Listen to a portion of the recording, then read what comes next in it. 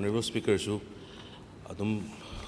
tabi ribni sir oja wat pagi ching da valley da oja wat pagi sing sigi menkhatna ba haina langa sina contractor oja lobby kriba mayam maru oina akhoi gi primary contractual da primary graduate Hindi teacher sing aduga lecturer sing regularized ta gi sing si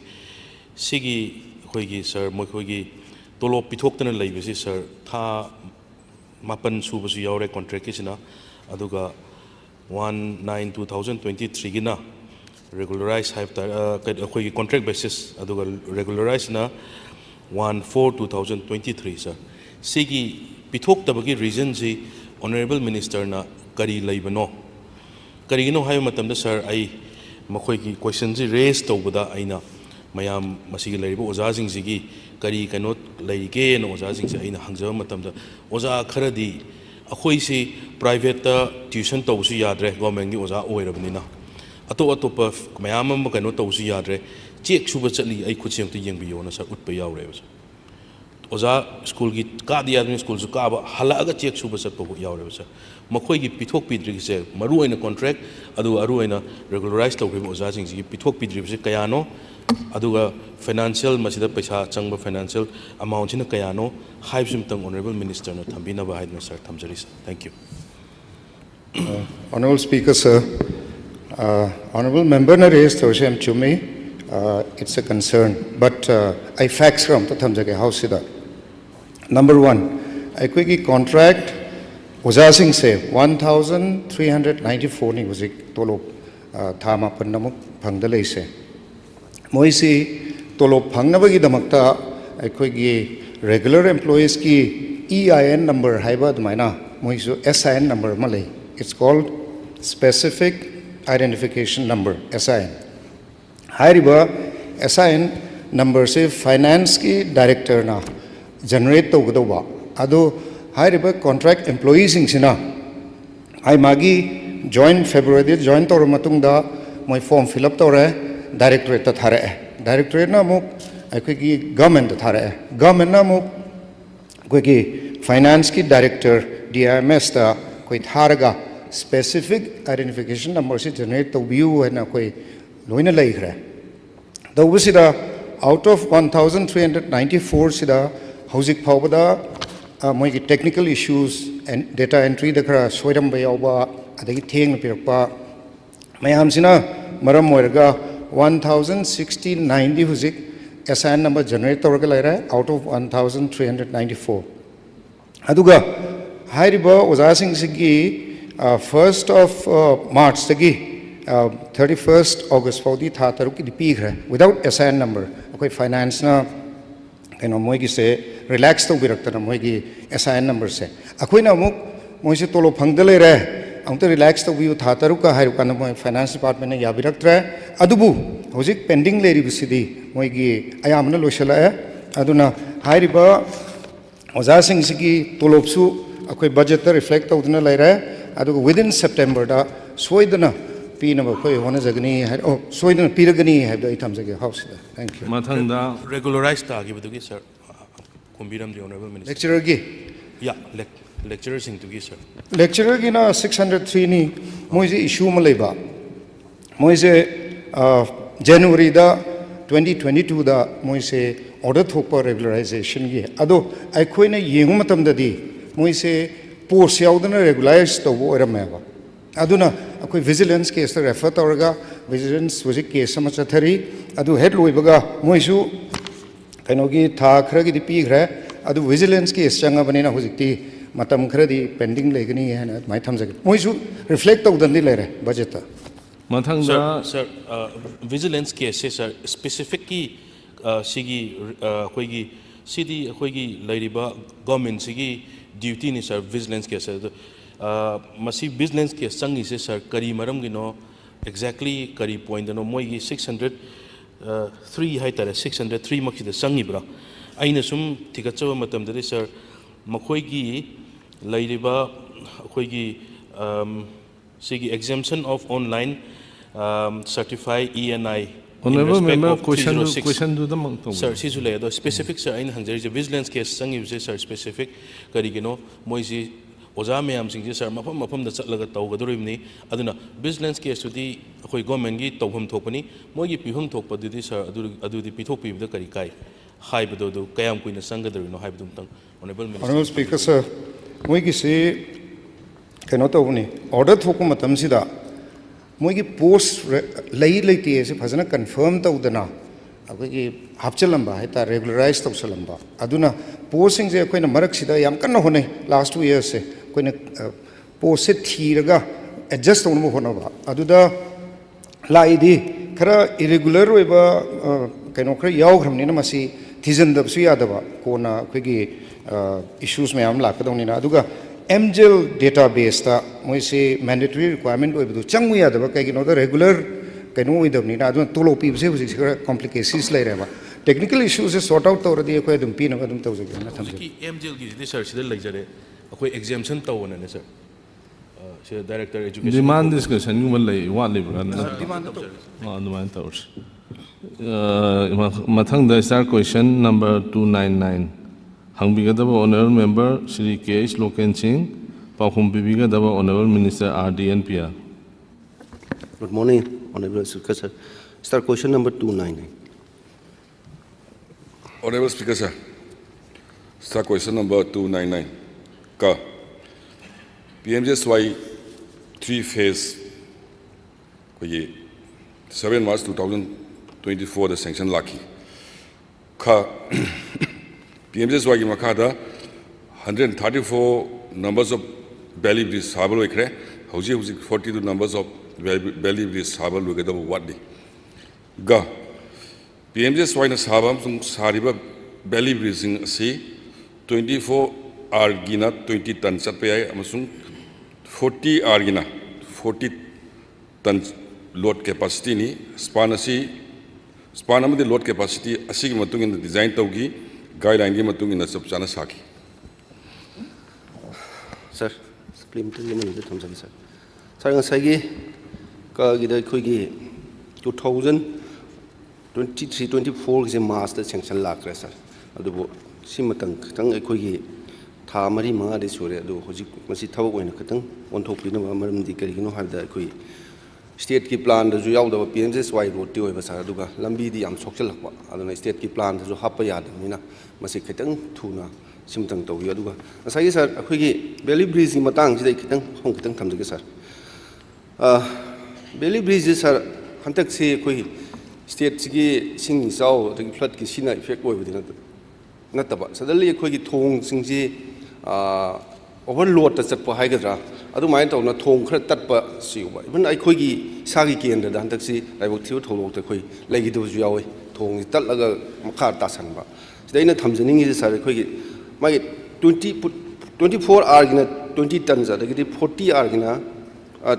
40 ton se load capacity ki mai magi adu gi matungina span du gi design taw gi bani na khoi thambi re sida adida masida sar aina ai khoina hojik talibasi sir thong si talibasi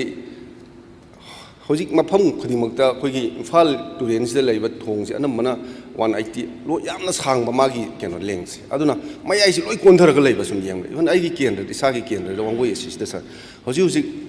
ani saraga loisandana ta loiga di leiba mayai di chu konda sa ara yot singsi khoigi karamba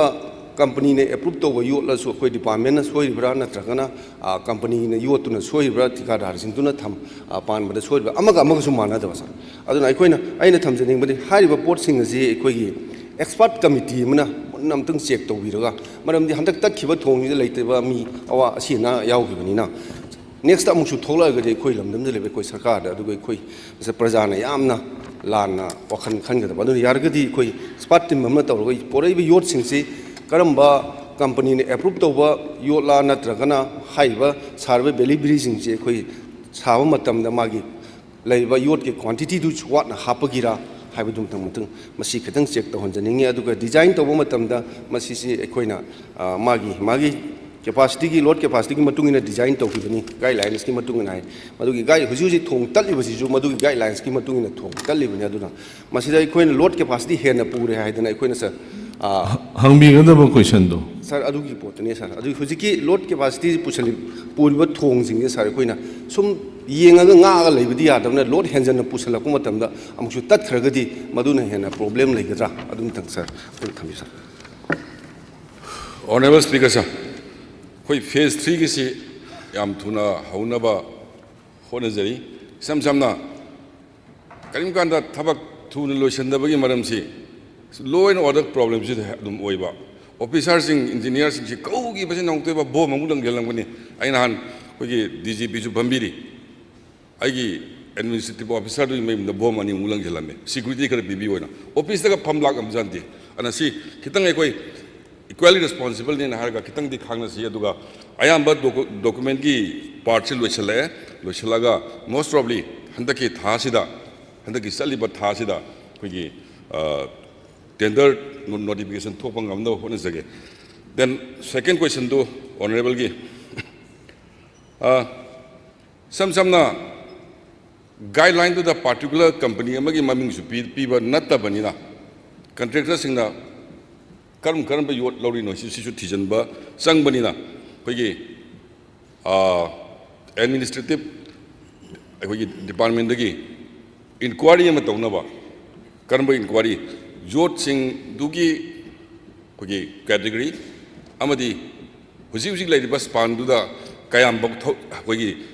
total kya bok nong lan ba yaga dage du khang na bi ta not only PMJ swagi engineers in the natana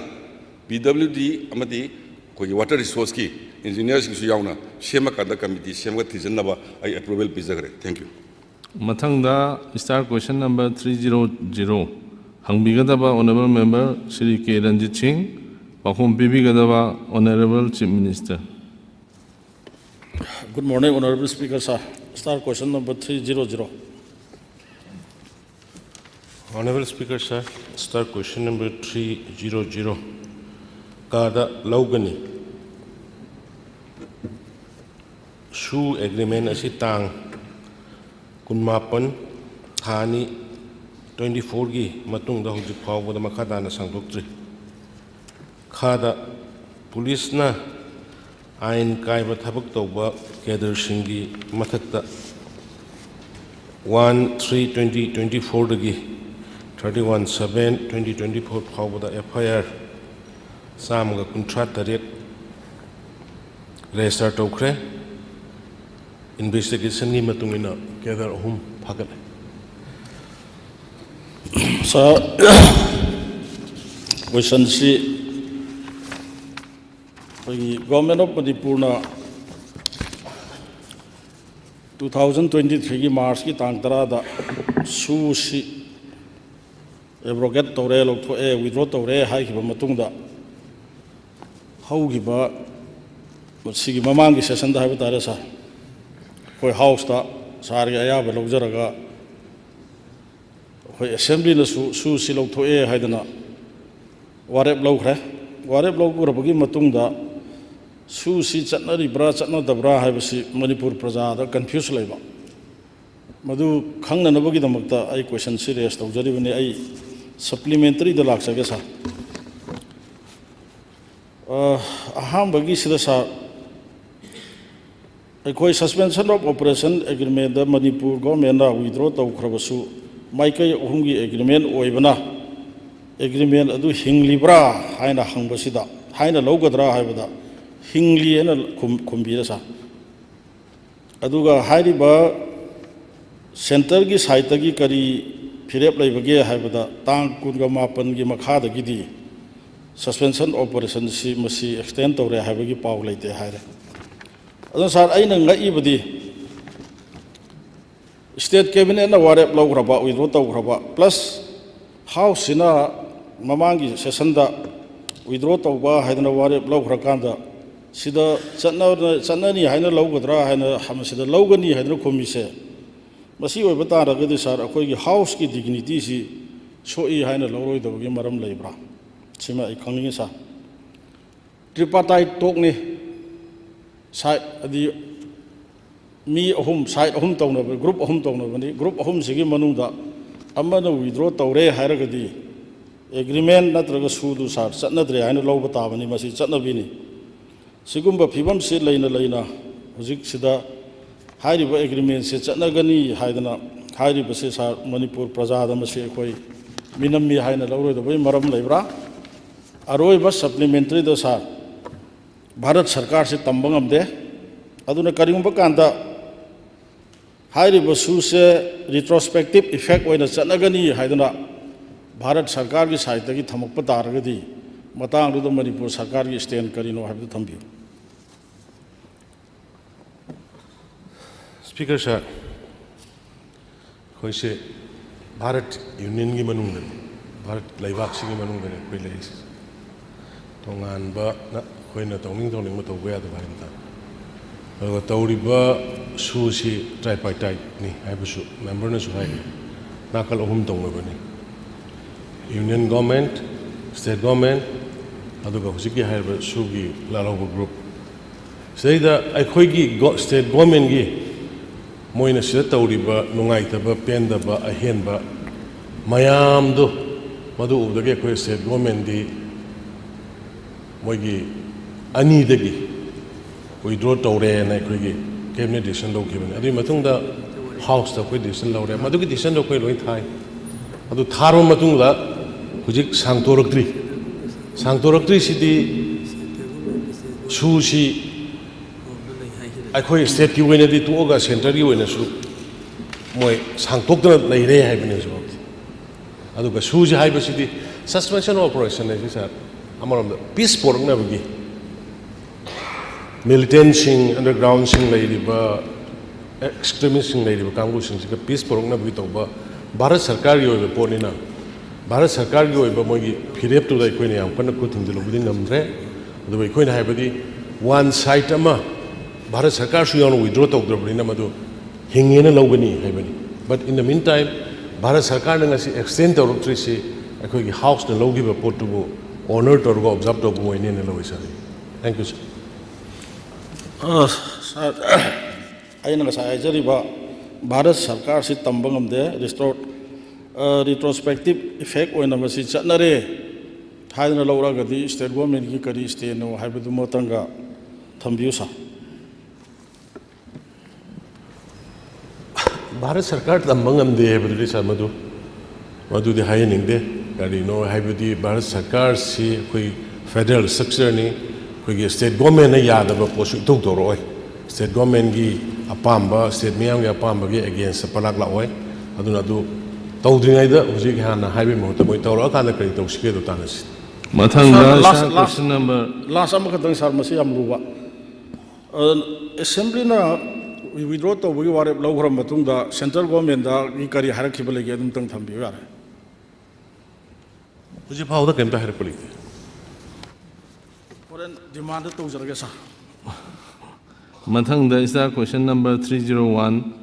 हंगबिगदब honourable member Shri T H. Lokeshwar Singh पाउफुम बिबिगदब honourable chief minister Good morning, Honorable Speaker, sir. Start question number 301.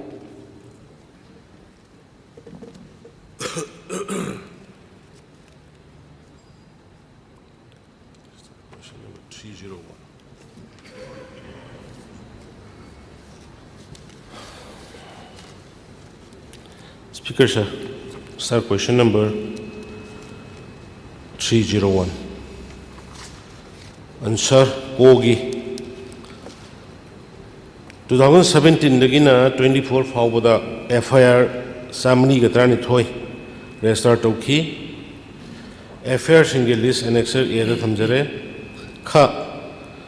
2017 dagina 131st 724 fawbada 69 poppy cultivators 16 village sheep amadi 2 investors fagat ki list annexer b da thamjare gada in 2017 dagina 24 fawbada poppy tha mafam apunba 16,788 acre yantatuna mangan ki sahi asigi break up annexer c da thamjare sir Sorry, supplemental hangje sir. Yam ngai jare hujiki aina hangje ba question se 2017 ingdagi 2024 fawbada sathar ki ba drive ki manung channa ain yadaba poppy ꯊꯥꯕ ꯃꯤꯑꯣꯏꯁꯤꯡꯒꯤ ꯃꯊꯛꯇ loss ꯇꯧꯈꯤꯕ ꯑꯦꯐ.ꯑꯥꯏ.ꯑꯥꯔ ꯃꯁꯤꯡ ꯀꯌꯥꯅꯣ ꯑꯦꯐ.ꯑꯥꯏ.ꯑꯥꯔ ꯂꯤꯁꯇꯣ ꯍꯧꯖꯤꯛ ꯊꯝꯖꯔꯤ ꯐꯪꯖꯔꯦ ꯑꯗꯨꯅ ꯁꯤꯗ ꯑꯩ ꯍꯪꯖꯅꯤꯡꯉꯤꯅ ꯑꯦꯐ.ꯑꯥꯏ.ꯑꯥꯔ ꯇꯧꯈ꯭ꯔꯕ ꯑꯩꯈꯣꯏꯒꯤ ꯑꯦꯐ.ꯑꯥꯏ.ꯑꯥꯔ 412ꯁꯦ ꯑꯁꯤꯒꯤ ꯃꯅꯨꯡꯗ ꯉꯁꯥꯏꯒꯤ ꯀꯌꯥꯝ ꯌꯥꯝꯅ ꯑꯥꯏꯟ ꯍꯥꯏꯇꯥꯔꯦꯅꯦ ꯀꯟꯕꯤꯛꯁꯟ ꯄꯤꯈ꯭ꯔꯕꯒꯦ ꯑꯗꯨꯒ ꯉꯁꯥꯏꯒꯤ ꯄꯤꯈꯤꯕ ꯂꯩꯔꯗꯤ ꯑꯗꯨꯒꯤ ꯄꯤꯈꯤꯕꯒꯤ ꯃꯤꯁꯤꯡꯗꯣ ꯍꯥꯏꯇꯥꯔꯦ ꯑꯥꯏꯟꯅ ꯌꯥꯗꯕ ꯃꯤꯁꯤꯡꯗꯣ ꯃꯗꯨ ꯍꯥꯎꯁꯇ ꯇꯦꯕꯜ ꯇꯧꯕꯤꯕ ꯌꯥꯕ꯭ꯔꯥ ꯅꯝꯕꯔ 1 ꯅꯝꯕꯔ 2ꯗ ꯉꯁꯥꯏꯒꯤ ꯍꯥꯏꯔꯤꯕ ꯄꯣꯄꯤ ꯄꯥꯝꯕꯤꯁꯤ ꯑꯃꯨꯛ ꯍꯟꯅ ꯃꯈꯥ ꯇꯥꯅ ꯊꯥꯗꯅꯅꯕ ꯑꯣꯏꯔꯝꯕ ꯐꯥꯔꯃꯔꯁꯤꯡ ꯄꯣꯄꯤ ꯐꯥꯔꯃꯔꯁꯤꯡ ꯍꯥꯏꯗꯔ ꯀꯔꯤ ꯍꯥꯏꯖꯒꯦ ꯑꯗꯨꯗ ꯃꯈꯣꯏꯅ ꯃꯈꯥ ꯇꯥꯅ ꯃꯣꯏꯗꯤ ꯄꯩꯁꯥ ꯇꯥꯟꯕ ꯂꯝꯕꯤꯗ ꯇꯧꯔꯛꯄꯅꯤꯅ ꯍꯤꯡꯅꯕ ꯂꯝꯕꯤꯗꯗꯤ ꯍꯥꯏꯔꯤꯕꯗꯤ ꯏꯅꯤ ꯇꯧꯔꯝꯕ ꯑꯣꯏꯕꯗꯤ ꯌꯥꯏ ꯑꯗꯨꯕꯨ ꯃꯁꯤ ꯃꯈꯥ ꯇꯥꯅ ꯇꯧꯗꯅꯕ ꯁꯔꯀꯥꯔꯅ ꯀꯔꯤ ꯁ꯭ꯇꯦꯞ ꯂꯧꯈꯠꯈꯤꯕ ꯂꯩꯕꯤꯒꯦ ꯁꯤꯃꯇꯪ ꯊꯝꯕꯤꯔꯗꯤ ꯁꯥꯔ ꯍꯧꯖꯤꯛꯀꯤ ꯀꯌꯥꯝ ꯌꯥꯝꯅ ꯀꯦꯁ ꯄꯅꯤꯁ ꯇꯧꯗ꯭ꯔꯒꯦ ꯏꯟ ꯍꯦꯟ ꯍꯧꯖꯤꯛ ꯂꯩꯇꯦ ꯑꯗꯨ ꯍꯪꯉꯒ ꯑꯩ ꯈꯣꯝꯒꯠꯂꯒ ꯑꯗꯨꯝ ꯄꯤꯖꯒꯦ ꯑꯗꯨꯒ ꯍꯧꯖꯤꯛꯀꯤ ꯄꯣꯄꯤ ꯊꯥꯗꯅꯕ ꯍꯥꯏꯕꯁꯦ ꯁꯥꯔ ꯑꯩꯈꯣꯏ ꯌꯥꯝ ꯀꯟꯅ ꯍꯦꯛ ꯍꯧꯕꯗꯒꯤ ꯄꯣꯄꯤ ꯌꯥꯟꯊꯠꯄꯒ ꯂꯣꯏꯅꯅ ꯐꯥꯔꯃꯔꯁꯤꯡꯁꯤꯗ ꯑꯩꯈꯣꯏ ꯃꯈꯜ ꯃꯈꯥꯒꯤ ꯐꯦꯁꯤꯂꯤꯇꯤ ꯄꯤꯔꯀꯥꯟꯗ ꯑꯜꯇꯔꯅꯦꯇꯤቭ ꯑꯩꯈꯣꯏ ꯀꯅꯥꯒꯨꯝꯕ ꯐꯥꯝ ꯇꯧꯅꯤꯡꯕ ꯈꯣꯠꯅꯤꯡꯕ ꯑꯗꯨꯒꯤꯗꯃꯛꯇ ꯑꯩꯈꯣꯏ ꯇꯣꯉꯥꯟꯕ ꯁ꯭ꯀꯤꯝ ꯂꯣꯟꯁ ꯇꯧꯔꯒ ꯂꯥꯛꯄꯅꯤ ꯁꯥꯔ ꯀꯅꯥꯒꯨꯝꯕꯅ ꯍꯧꯖꯤꯛ ꯀꯩꯅꯣꯗꯒꯗꯤ ꯑꯩꯈꯣꯏꯒꯤ ꯎꯈ꯭ꯔꯨꯜꯒꯤ ꯈꯨꯟ ꯑꯃꯗꯗꯤ ꯄꯨꯔꯥ ꯇꯣꯛꯈ꯭ꯔꯀꯥꯟꯗ ꯑꯩꯈꯣꯏ ꯄꯣꯄꯤ ꯍꯥꯟꯅ ꯊꯥꯔꯝꯕꯗ ꯃꯣꯏ ꯃꯁꯥꯅ ꯌꯥꯟꯊꯠꯆꯔꯒ ꯇꯣꯛꯈ꯭ꯔꯀꯥꯟꯗ ꯍꯧꯖꯤꯛ ꯑꯩꯈꯣꯏꯒꯤ ꯍꯣꯔꯇꯤꯀꯜꯆꯔꯒꯤ ꯊꯑꯣꯏꯅ ꯗꯥꯏꯔꯦꯛꯇꯔ ꯀꯔꯤ ꯑꯥꯗ ꯆꯠꯂꯒ ꯐꯖꯅ ꯃꯣꯏ ꯊꯥꯕ ꯈꯣꯠꯄ ꯇꯧꯋꯦ ꯑꯗꯨꯅ ꯑꯩꯅ ꯍꯥꯎꯁꯇ ꯊꯝꯖꯅꯤꯡꯉꯤꯁꯤ ꯄꯣꯄꯤ ꯊꯥꯔꯝꯕꯗꯒꯤ ꯑꯜꯇꯔꯅꯦꯇꯤቭ ꯇꯧꯒꯦ ꯍꯥꯏꯕ ꯐꯥꯔꯃꯔ ꯈꯨꯗꯤꯡꯃꯛꯇ ꯑꯩꯈꯣꯏ ꯍꯣꯔꯇꯤꯀꯜꯆꯔꯒꯤ ꯗꯤꯄꯥꯔꯠꯃꯦꯟꯗꯒꯤ ꯇꯔꯞꯇꯒꯤ ꯑꯗꯨꯒ ꯑꯦꯒ꯭ꯔꯤꯀꯜꯆꯔ ꯗꯤꯄꯥꯔꯠꯃꯦꯟ ꯇꯔꯞꯇꯒꯤ ꯑꯗꯨꯒ ꯇꯣꯉꯥꯟꯕ ꯃꯗꯨꯒꯤꯗꯃꯛꯇ ꯁ꯭ꯀꯤꯝ ꯑꯩꯈꯣꯏ ꯊꯝꯃꯀꯥꯟꯗ ꯃꯣꯏꯗ ꯑꯜꯇꯔꯅꯦꯇꯤቭ ꯂꯥꯏꯚꯂꯤꯍꯨꯗ ꯃꯣꯏꯒꯤ ꯐ꯭ꯔꯨꯠꯁ ꯀꯩꯅꯣꯒꯤ ꯐ꯭ꯔꯨꯠ ꯄꯤꯌꯥꯔꯤꯡ ꯄ꯭ꯂꯥꯟ ꯇꯧꯒꯦꯔꯥ ꯑꯗꯒꯤ ꯖꯤꯟꯖꯔ ꯊꯥꯒꯦꯔꯥ ꯇꯔꯃꯔꯤꯛ ꯊꯥꯒꯦꯔꯥ ꯋꯥꯔꯤꯕꯔ ꯃꯗꯨꯒꯤꯗꯣ ꯑꯩꯈꯣꯏ ꯁ꯭ꯀꯤꯝ ꯂꯩ ꯑꯗꯨꯒ ꯑꯗꯨꯒꯨꯝꯕꯗꯨꯗ ꯑꯩꯈꯣꯏ ꯄ꯭ꯔꯣꯚꯥꯏꯗ ꯇꯧꯔꯒ ꯍꯣꯠꯅꯔꯤꯑꯅ ꯑꯗꯨꯃꯥꯏꯅ ꯊꯝꯖꯒꯦ ꯁꯥꯔ ꯂꯥꯁ ꯃꯇꯪ ꯍꯥꯏꯖꯔꯦ ꯍꯧꯖꯤꯛꯀꯤ ꯑꯣꯅꯔꯦꯕꯜ ꯁꯤꯑꯦꯝꯅ ꯈꯨꯝꯕꯤꯈꯤꯕ ꯉꯁꯥꯏꯒꯤ ꯑꯩꯅ ꯀꯟꯕꯤꯛꯁꯟ ꯀꯌꯥꯝ ꯄꯤꯒꯦ ꯍꯪꯕꯗ ꯑꯩ ꯊꯤꯉꯥꯏꯅ ꯀꯩꯅꯣ ꯇꯥꯖꯍꯧꯗ꯭ꯔꯦ ꯑꯗꯨꯒ ꯄꯤꯔꯒꯦꯅ ꯍꯥꯏꯕꯤꯈꯤꯕ ꯃꯥꯜꯂꯦ ꯅꯠꯇꯕ ꯂꯤꯁꯇꯨꯅ ꯄꯤꯔꯛꯑꯦ ꯍꯥꯏꯕ ꯑꯩꯅ ꯍꯥꯏꯗꯤ ꯀꯩꯅꯣꯗꯣ ꯍꯥꯏꯖꯕ ꯇꯥꯔꯦ ꯑꯗꯣ ꯑꯩ ꯑꯃꯇꯪ ꯀ꯭ꯂꯦꯔꯤꯐꯥꯏ ꯇꯧꯅꯤꯡꯕ ꯑꯃ ꯍꯥꯏꯇꯥꯔꯦꯅꯦ ꯃꯈꯣꯏꯗ ꯍꯥꯏꯔꯤꯕ ꯀꯩꯅꯣꯁꯤ ꯑꯦꯛꯁꯦ ꯃꯁꯤ ꯃꯄꯥꯡ ꯀꯟꯗ꯭ꯔꯕꯗꯤ ꯈꯪꯗ꯭ꯔꯕ ꯍꯥꯏꯇꯥꯔꯦ ꯃꯁꯤ ꯇꯧꯔꯗꯤ ꯃꯁꯤ ꯍꯦꯛ ꯊꯥꯔꯨꯕ ꯃꯇꯝꯗ ꯑꯩꯁꯦ ꯆꯍꯤ 2, 5, 10 ꯐꯣꯔ ꯑꯦꯛꯖꯥꯝꯄꯜ ꯃꯗꯣ ꯗꯟꯗꯤ ꯐꯪꯉꯤ ꯀꯟꯕꯤꯛꯁꯟ ꯐꯪꯉꯤ ꯍꯥꯏꯕ ꯂꯩꯔꯒꯗꯤ ꯃꯣꯏ ꯍꯟꯊꯔꯛꯄꯁꯨ ꯌꯥꯏꯑꯕ ꯑꯗꯨ ꯑꯣꯏꯇꯥꯔꯗꯤ ꯃꯁꯤ ꯄꯣꯠꯁꯦ ꯄꯥꯏꯔꯨꯔꯗꯤ ꯑꯩꯁꯦ ꯁꯣꯏꯗꯅ ꯑꯩ ꯁꯤ ꯇꯧꯒꯅꯤ ꯍꯥꯏꯕ ꯂꯩꯔꯒꯗꯤ ꯑꯗꯨꯝꯕꯒꯤ ꯑꯌꯥꯛꯄ ꯑꯀꯟꯕ ꯍꯥꯏꯇꯥꯔꯦꯅꯦ ꯗꯟꯗꯤ ꯄꯤꯕ ꯌꯥꯕ ꯍꯥꯏꯗꯤ ꯃꯣꯏꯗ ꯀꯟꯕꯤꯛꯁꯟ ꯄꯤꯕ ꯌꯥꯕꯁꯦ ꯃꯁꯤꯃꯇꯪ ꯑꯦꯄ꯭ꯂꯥꯏ ꯇꯧꯕꯤꯔꯕ ꯗꯦꯟ ꯑꯗꯨꯒ ꯁꯤꯒꯤ ꯍꯧꯖꯤꯛ ꯂꯩꯔꯤꯕ ꯑꯩꯈꯣꯏꯒꯤ ꯄꯣꯄꯤ ꯊꯥꯕꯒꯤ ꯃꯍꯨꯠꯇ ꯉꯁꯥꯏ ꯃꯣꯏꯗ ꯃꯁꯤꯒꯤ ꯃꯍꯨꯠꯇ ꯁꯤꯅ ꯇꯧꯕ ꯍꯥꯏꯕꯗꯣ ꯃꯤꯑꯣꯏꯕꯗ ꯀꯥꯟꯅꯕ ꯄꯣꯠ ꯇꯧꯕꯗ ꯁꯥꯔ ꯍꯥꯏꯕꯤꯈ꯭ꯔꯦ ꯑꯗꯨ ꯑꯗꯨꯝꯇꯪ ꯊꯝꯕꯤꯔꯒꯗꯤ ꯅꯨꯡꯉꯥꯏꯒꯅꯤ ꯑꯩ ꯑꯗꯨꯝ ꯍꯥꯏꯖꯔꯒꯦ ꯁꯥꯔ ꯄꯣꯄꯤ ꯊꯥꯕꯒ ꯑꯩꯈꯣꯏꯒꯤ ꯗ꯭ꯔꯛꯁ ꯂꯂꯣꯟꯕꯒꯤꯒ ꯆꯞ ꯃꯥꯟꯅꯩ ꯑꯗꯨꯒ ꯁꯤꯃꯤꯂꯥꯔꯤꯇꯤ ꯌꯥꯝ ꯂꯩ ꯑꯗꯨꯅ NDPSꯀꯤ ꯑꯦꯛꯀꯤ ꯃꯈꯥꯗ ꯑꯀꯟꯕ ꯄꯅꯤꯁꯃꯦꯟ ꯑꯗꯨꯝ ꯂꯩ ꯑꯗꯨꯒ ꯍꯧꯖꯤꯛꯀꯤ ꯀꯩꯅꯣꯗꯨꯗꯤ ꯑꯜꯇꯔꯅꯦꯇꯤꯚꯀꯤꯗꯨꯗꯤ ꯑꯩꯈꯣꯏ ꯌꯥꯝ ꯐꯖꯅ ꯃꯗꯨꯗ ꯔꯨꯜꯁꯤꯡ ꯇꯧꯖꯔꯤ ꯁꯣꯏꯗꯅꯁꯨ ꯃꯥꯏ ꯄꯥꯛꯀꯅꯦꯅ ꯈꯜꯂꯤ ꯃꯊꯪꯗ ꯁ꯭ꯇꯥꯔ ꯀ꯭ꯋꯦꯁꯟ ꯅꯝꯕꯔ 302 ꯍꯪꯕꯤꯒꯗꯕ honourable member Shri K Meghachandra Singh ꯄꯥꯎꯈꯨꯝ ꯄꯤꯕꯤꯒꯗꯕ honourable minister PHED Sir, start question 302. Honorable Speaker, sir, start question number 302 की A दा due to non-availability of pipe, B दा as soon as possible. Sir, supplementary ani da thamjage sir. Sir, hujiki waithau adagi waithau sangom sangsi ki coverage si masi waithau thiam konjil adagi waithau kongnang kachin adagi waithau sumain tawna torong laubi adagi sangom sang some part of Lilong akhoi sangom sang Muslim sigi area si sir akhoi gi waithau sida achauba project ani pakhet kare waithau sida gi Thawal district ki whole Thawal district ki akhoi gi honorable minister Sri Govindas matam da ju achauba project ama Thawal district ki pibi aba project am paikhalami adagi amuk honorable akhoi gi handaki tam sida achauba project am paikhali sir ado ꯋꯥꯏꯊꯧꯗꯒꯤ ꯂꯣꯏꯅ ꯄ꯭ꯔꯣꯖꯦꯛꯁꯦ ꯄꯥꯏꯈꯠꯄ ꯑꯗꯨꯒ ꯍꯥꯏꯔꯤꯕ ꯋꯥꯏꯊꯧꯒꯤ ꯑꯀꯣꯏꯕꯁꯤꯗꯩꯁꯤꯗ ꯏꯁꯤꯡ connection ꯄꯤꯔꯝꯗꯕ ꯑꯩ ꯔꯤꯄꯤꯇꯦꯗꯂꯤ ꯍꯥꯏꯔꯦ ꯃꯃꯥꯡꯗꯁꯨ ꯍꯪꯈ꯭ꯔꯦ ꯑꯗꯨꯅ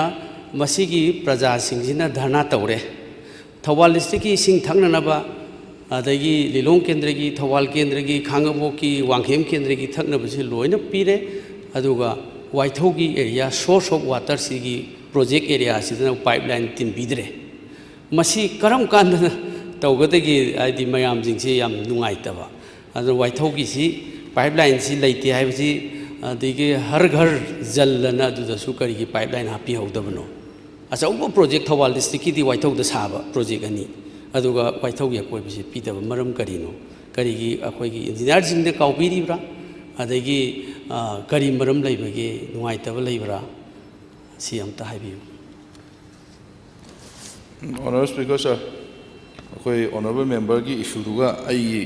केंद्र दा थोई भी issue दुगा सब माने अखोई जो अखोई की केंद्र दा चिंखई सिंह water reservoir ना होजी इम्फाल मनुंदा होजी जी इसिंग पिजरी बा कनो से दा साई अदो पाइप ती फावर जकी बा इसिंग दम दा पिरम दबगी issue जे अखोई दा सुम लेतब नते अदुबो होजी की honorable member की हारि बा संगोम सम village इन तांगजेंग पुकी मरक से 6.1 किलोमीटर गुंबा लई अदो सिगी कनो से ममांग दा फजन सारमे होजी की हारि बा कनो से अखोई प्रोजेक्ट से अदो dispute area दा सारम बदगी रन तौ यादब हाई तारे अदा आई अनिरक चलगा आई वरी सानजरुरे अदुबो सोनाखंगी कांगुदन मु यारगन सोनाखंगी कांगुदन इसिंग लौ यारो हायबा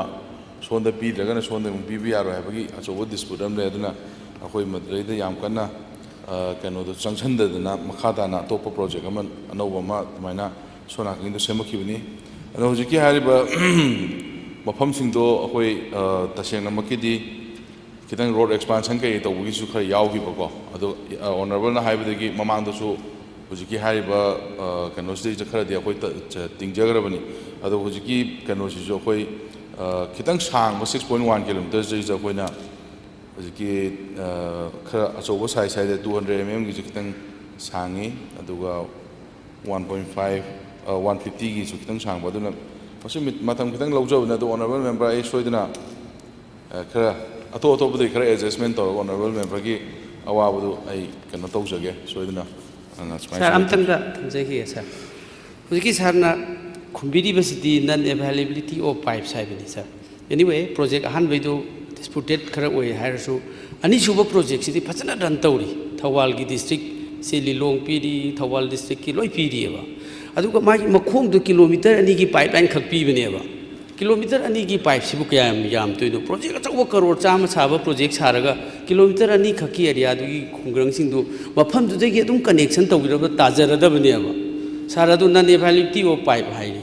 डिस्प्यूट ओइबे नते मफम जे सुंपी पीबीदबनी सि थुना पीबियु सर पीनेबुदि हाइरे पाइप लेते अमु हाइ कमाइ पीदोइनो स्कीम अम हापियो प्रोग्राम अम हापियो स्टेट फंड वर्सु पाइप सिदी इमीडिएटली किलोमीटर सिगी खुन मसादु सोरोक हाईवे दुदा अचौबा स्कीम दु लेरे अदुगा मदुदगी डेडिकेटेड लाइन मचा अमतंग पीरगा लेकाय दु फंगन पीर लोइरे अदु हुजिकसी मोइना हाइरे धरना तौरगे थौवान डिस्ट्रिक्ट पीरिबे वाटर सप्लाई से अमत पीररोय वाइथौगी सिदगी मरमदि अखोइगी पीदना अखोइ फावरगा मी थाइक लेरे रिजनेबल ओइबा आई सुम थिंगी चही मंगा फाजले कयाम कुइ थिंगनी सा सि खितंग रिजनेबल दि ओइबनेबा सर अमतंग यंगजन बियो सर ऑनरेबल मेंबर हुजिकी आइना डिस्प्यूट ले हाइबदि हाने अरिबदो प्रोजेक्ट याम चाउं सारमगा अरिबदि डिस्प्यूट ले हाइजबनी अदो हुजिकी ऑनरेबल मेंबरना किलोमीटर अनी खतने हादु मदु मुखतंग सोइनरमदा माले किलोमीटर 6.1 किलोमीटर आइगी रिक्वार्टर दुमाइन लेजबनी अदो मसदि जैजा संगदुबे पाइप से अखोइगी पाइप साइज अमखक चंगोना तो नसाय आ मथदैदि खर चावम दका ले अदे सुम पिक्थरगदबनेबा पाइप से तिंगबो मतमदा अदुना लास्ट की जैजा 65 mm ने वो अखोइ ऑनरेबल मेंबर की तिंगदुइसे 65 mm से मतोन थंगबदु वाने अदुगा चप मानबा साइज ने तिंगबा यादबनिना अदु खकी वाने अदुना होजिकी हाइबा पोसे आई अतोपदगी स्कीम बुदी होय होजि हापगी कनो से खितंग खुदोंग चाद्रेदे अखोइगी होजि होजि अखोइ स्कीम खर चटनरिबनिना अदुना मसिगी मरक स्टेजा स्कीम अतैदा अखोइगी लेंग खर हेनबगुंबा हेता यावरेबा अदुमबदु दुमाइना तोरगा adjust तौजरगेना A दुमाइना sum हाइजबन Mathangda star question number 303 Hangbigadaba Honorable Member Sheikh Nurul Hassan Pakhum Bibigadaba Honorable Minister RDNPR. Good morning, Honorable Speaker, sir. Star question number 303. Honorable Speaker, sir. Start question number 303 answer. A. COVID pandemic like Amadi Huziki like law and order situations in a Tangdabani. B. 2 crore 15 lakhs 4,000 cannot fund release over Aduga Tabak Tangdabagi. Honorable Speaker, sir. Kanosida contractor sida notice Anirak Thagre Duga as per agreement gi matungina Tabak Tangdabagi Magi Makataba bill Tagalakpada 1% deduct already. Thank you. Honorable Speaker, sir, minute ani katang lojigis. Koige high river date of commencement 2021 ge July tang kunithoi dagi hauraga luisan gado busi 2022 ge March kontrama thoida luisalaga hojik si maintenance period telefam thokuni tawbotabo COVID 2021 ge November December da loikrab matungda short working season se marirak haukhre. High river thong asi kalika high river khungang asiga bamon kampoga phauna bada amna maruoiba Thongam Kagna Topa Thongam Fulitava, Idilbung Thongam Dagi, Lakpakanda kilometer, Ani, Sang Chatlaga, Yamna Oava, Mayuknava, Adum Lavatang Ifadava, Litangi Thongama Kaklacha, he contragi among the Saramba. And a high river, a sing Maramdi, high river Thongasi contractor and a subcontract engineer, Amadi engineer ga, Toraga contractors and a subcontractor way and high. Subcontractor Sina, Thongasi. Ma contractor ki account da paisa sangraga paisa ma ki pithok pidabadagi sawa lepani ana dum enonda aikoi information lei hairi se koi this amounts to corruption incompetence wastage of public money inconvenience to general public anaina honorable speaker ki khutang honorable minister ki pungning jingsinjaraga aikoi ki house da hairi ba thonga se athuba matamda sawa luisan bigani haibaduga aikoi ki mathau accountability fixed to boina engineer concerned engineer contractor and the subcontractor sida ikoi action lokat pham thokta bra masi lokat piu and I domain tang thamjek koi honorable member ki concern si yamna sumbawani ada karim kanda yamna complicated uri si PMJSY scheme si subcontract to yawadi nataba adu hekta local level la torumbasina khud thabum khangda posu leiba at the same time 2 crore 15 lakhs lokthokrasu 1 crore 56 lakh ti leihori the leihori ba paisa si mana lokthokhrib duga henjan badi natri dunga sagi moi masen gi paisa caption gare lokthokre haiba adwai du di ekoi gi department gi oina di subcontract ICP ba yadabni na adu adwai du hekta legally solution amdaba but somehow aingalang koi chief engineer su khanara kanda masi kamai to sigena hujiki original contractor si huji ki wena thiba khangdri hai mai masagi problem khar lei bdagi but anyway athuba matam da thiraga hoi kanona ai na yagera yaroidra sigi subcontractor du contractor su punna kaura kanda sagi ai wari sanana ba ai haijagre thank you Mathangda star question number 304 Hangbigadaba Honorable Member Shri T. Shyam Kumar Pakhum Bibigadaba Honorable Minister RDNPR.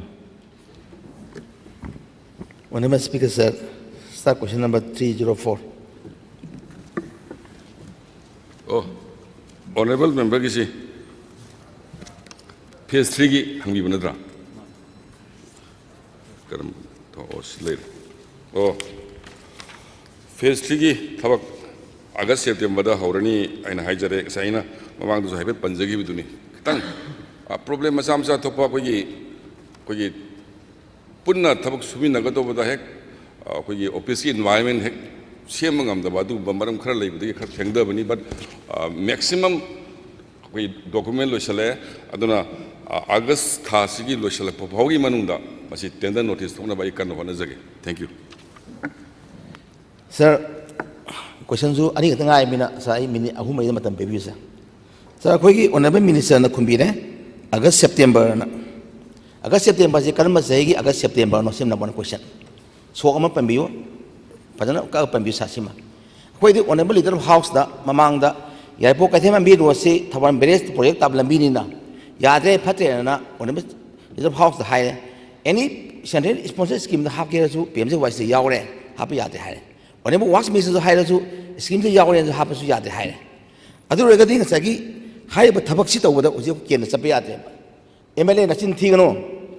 ꯀꯦꯟꯗ꯭ꯔ ꯀꯨꯝꯃꯛꯄꯗ ꯈꯨꯄꯥꯡ ꯊꯥꯅꯤꯅ ꯍꯥꯏꯒꯠꯂꯕ ꯂꯝꯕꯤꯅꯦꯕ ꯁꯤ ꯂꯝꯕꯤꯁꯤ ꯅꯠꯇ꯭ꯔꯒꯗꯤ ꯁꯨꯃꯥꯏꯅ August September ꯍꯥꯏꯔꯦ ꯁꯤ ꯂꯝꯕꯤꯁꯤ 2023-24ꯒꯤ ꯄ꯭ꯔꯣꯒ꯭ꯔꯥꯝꯗ ꯌꯥꯎꯕ ꯋꯥꯛꯅꯦ ꯊꯕꯛꯁꯦ ꯑꯗꯨ ꯑꯣꯏꯔꯒꯗꯤ ꯍꯧꯖꯤꯛꯐꯥꯎꯗ ꯍꯧꯖꯤꯛꯁꯨ ꯑꯣꯅꯔꯦꯕꯜ ꯃꯤꯅꯤꯁꯇꯔꯅ ꯑꯣꯅꯔꯦꯕꯜ ꯁ꯭ꯄꯤꯀꯔ ꯊ꯭ꯔꯨꯗ ꯑꯩ ꯍꯪꯖꯒꯦꯕ ꯑꯥꯒꯁ ꯁꯦꯞꯇꯦꯝꯕꯔꯗ ꯍꯥꯏꯔꯤꯑꯕ ꯐꯖꯅ ꯑꯥꯒꯁꯇ ꯇꯧꯔꯅꯤ ꯁꯦꯞꯇꯦꯝꯕꯔ ꯇꯧꯔꯅꯤ ꯀꯠ ꯇꯧꯔꯒ ꯐꯖꯅ ꯄꯥꯎꯈꯨꯝ ꯄꯤꯕꯤꯌꯣ ꯀꯔꯤꯒꯤꯗꯃꯛꯇ ꯇꯦꯟꯗꯔꯁꯤ ꯇꯧꯕ ꯄꯩꯁꯥꯁꯨ ꯄꯤꯔꯛꯑꯕ ꯄ꯭ꯔꯣꯒ꯭ꯔꯥꯝꯁꯤ ꯌꯥꯎꯔꯕ ꯄ꯭ꯔꯥꯏꯝ ꯃꯤꯅꯤꯁꯇꯔꯒꯤ ꯄ꯭ꯔꯣꯖꯦꯛ ꯁ꯭ꯀꯤꯝꯅꯦꯕ ꯄ꯭ꯔꯣꯒ꯭ꯔꯥꯝꯁꯦ ꯀꯩꯗꯧꯕꯒꯤ ꯍꯧꯖꯤꯛꯐꯥꯎ ꯇꯦꯟꯗꯔ ꯇꯧꯕ ꯉꯝꯗ꯭ꯔꯤꯕꯅꯣ ꯉꯝꯗ꯭ꯔꯒꯗꯤ ꯀꯔꯤ ꯃꯔꯝꯒꯤꯅꯣ ꯆꯞ ꯆꯥꯅ ꯀꯟꯀ꯭ꯔꯤꯠ ꯑꯣꯏꯕ ꯁꯤ ꯊꯝꯕꯤꯌꯣꯕ sir thank you sir Honorable Speaker sir, I ngasai maram chorokom di haijagre duga kitang little supplement tawjabo ina sanction period no alaga notification thopa yaba nate magi kanu work list adu da phong adu mayam du collection am sangi ado kitang thengda bai maram di haijagre August September ne sida hairi si hoi sahi palogdra mare ai officer jini irakpada hanak sahi gi thank you sir nothing da sagi sumi honorable speaker sir ꯍꯥꯏꯔꯤꯕ ꯂꯝꯕꯤꯁꯤꯅ ꯑꯩꯈꯣꯏꯁꯦ vote ꯀꯥꯗꯅ ꯃꯔꯝ ꯑꯣꯏꯔꯦꯕ PMJYꯁꯤꯅ ꯑꯩꯈꯣꯏꯁꯦ vote ꯀꯥꯗꯅ ꯃꯔꯝ ꯑꯣꯏꯔꯦ ꯑꯗꯨꯅ ꯆꯞ ꯆꯥꯕ ꯁꯤꯗꯤ ꯐꯖꯅ ꯁꯦꯔꯤꯌꯁ ꯑꯣꯏꯅ ꯂꯧꯅꯁꯤ ꯁꯤꯗ ꯈꯨꯝꯕ ꯌꯥꯏꯅ ꯑꯦꯁꯦꯝꯕ꯭ꯂꯤ ꯄꯥꯎꯈꯨꯝꯗ ꯈꯨꯝꯅꯔꯣꯏꯁꯦꯕ ꯈꯨꯝꯕ ꯌꯥꯏ ꯄꯥꯎꯈꯨꯝ ꯈꯨꯝꯅꯔꯣꯏꯁꯤ ꯏꯕ ꯌꯥꯏꯅ ꯄꯥꯎꯈꯨꯝꯗ ꯎꯅꯔꯣꯏꯁꯤ please advise your concern officer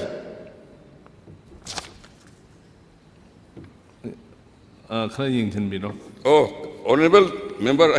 I concern officers in file in Pami I already instructed as early as possible to Viroina I did some committee ga sembagisu thakre then little hugis finance dagi khara communication gap le hu dagi hugi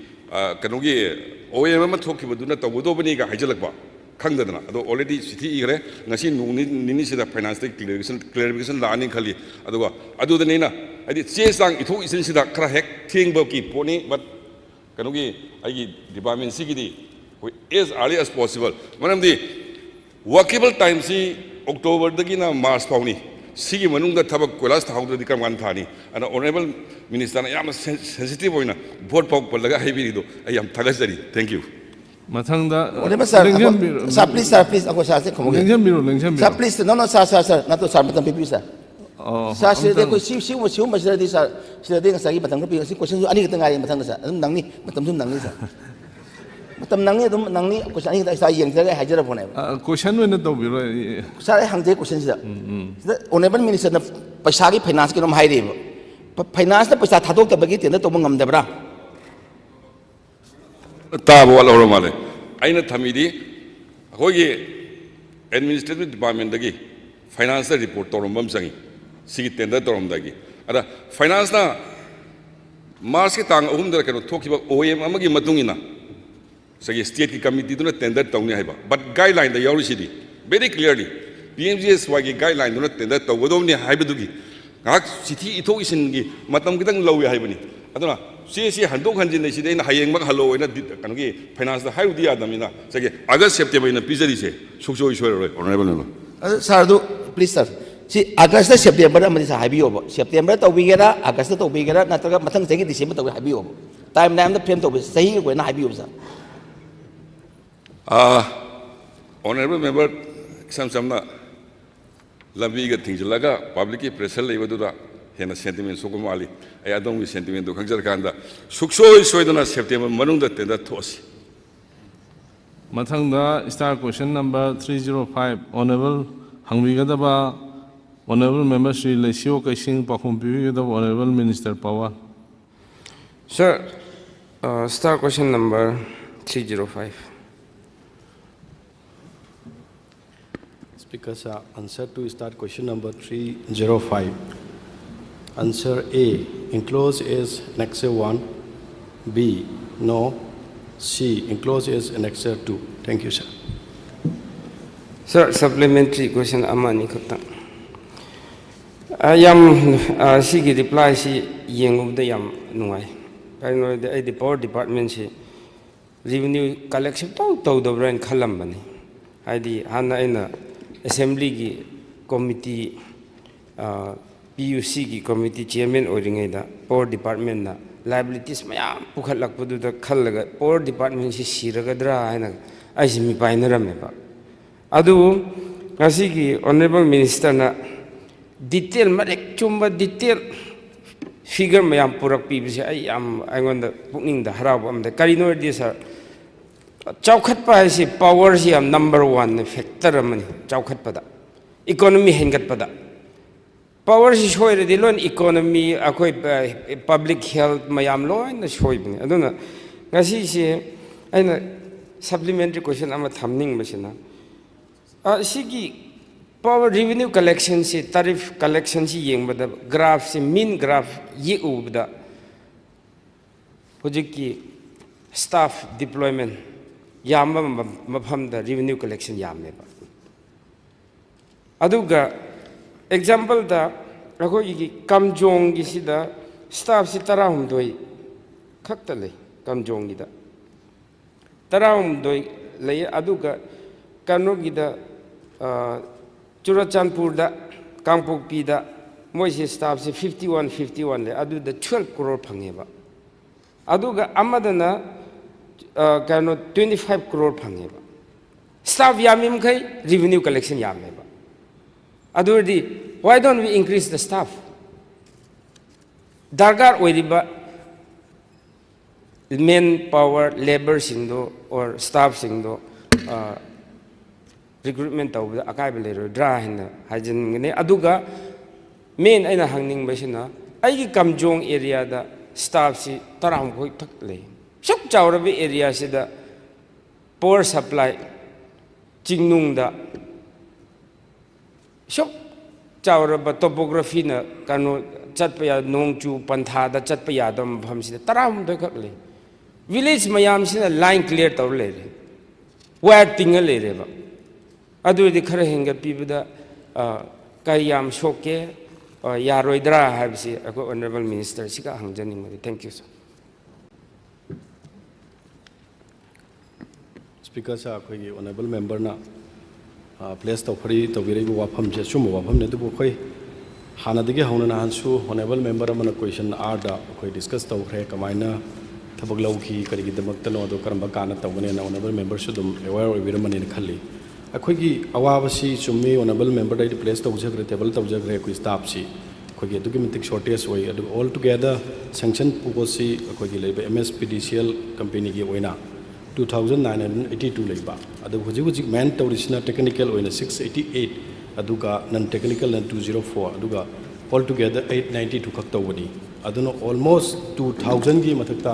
अखोई staff सी shortage लेबदु अखोई खरा ओरसु मेखना बाहायदना अखोई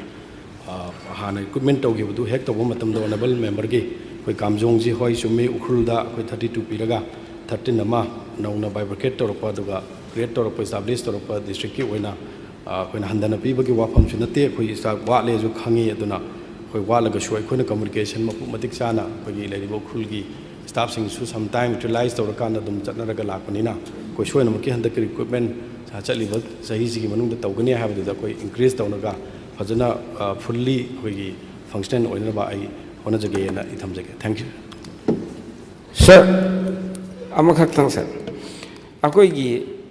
staff सिंग से अनंबना कर्नोसी मपानदगी तोंगानबा डिस्ट्रिक्टगी posting Tarak सिंग से लाकनिंगदी excuses यामने हाइबदी लेरिबा condition दुदा मोय यामना चटनिंगदेबा अदुना यारगदी group C group D गुम staff से local की मी खनबी यागद्रा अमत क्वेश्चन हांगजनिंग थैंक यू सर कोई सरकार की अखोगी रिक्रूटमेंट रूल्स मागी जगह खनब याबगी लेरंगदब मानदे सी अखोगी लेबा वा कंपनी खक्तगी नते ऑल वेरियस डिपार्टमेंट सिंग तवदबो अखोना मागी जगह लेब मीसिना मेन तौरगदी हेना खुदोंग चाबा हाबदि लोइनबक लई अदु अखोगी लेरिबा ऑनरेबल लीडर ऑफ हाउस जो अखोई खनब मतमदा अखोई हुजिक इंटायर स्टेट्स दा अखोगी एथनिक ग्रुप मयाम अमा लेबनिना मागी हाइब पोर्टु पुलप ओइना चखरगदी मदुगी अखोगी लेरिबा एक्शनजिंग ओइबा वखलोन अदुगा अमगे अमगे पोर्टुसु लैक ऑफ कनो लाकनी हाइबगी वखलोनसु लेने अदुगा मदुना अखोई थंबगिसु मेरिट लई थंबगिसु डिमेरिटसु लई अदु अनिमकी लेनबनिना मदु खनरगा अखोइना कमाई तबदगे तबदबु अखोइना मैक्सिमम टू मैक्सिमम मागी जगादा अखोगी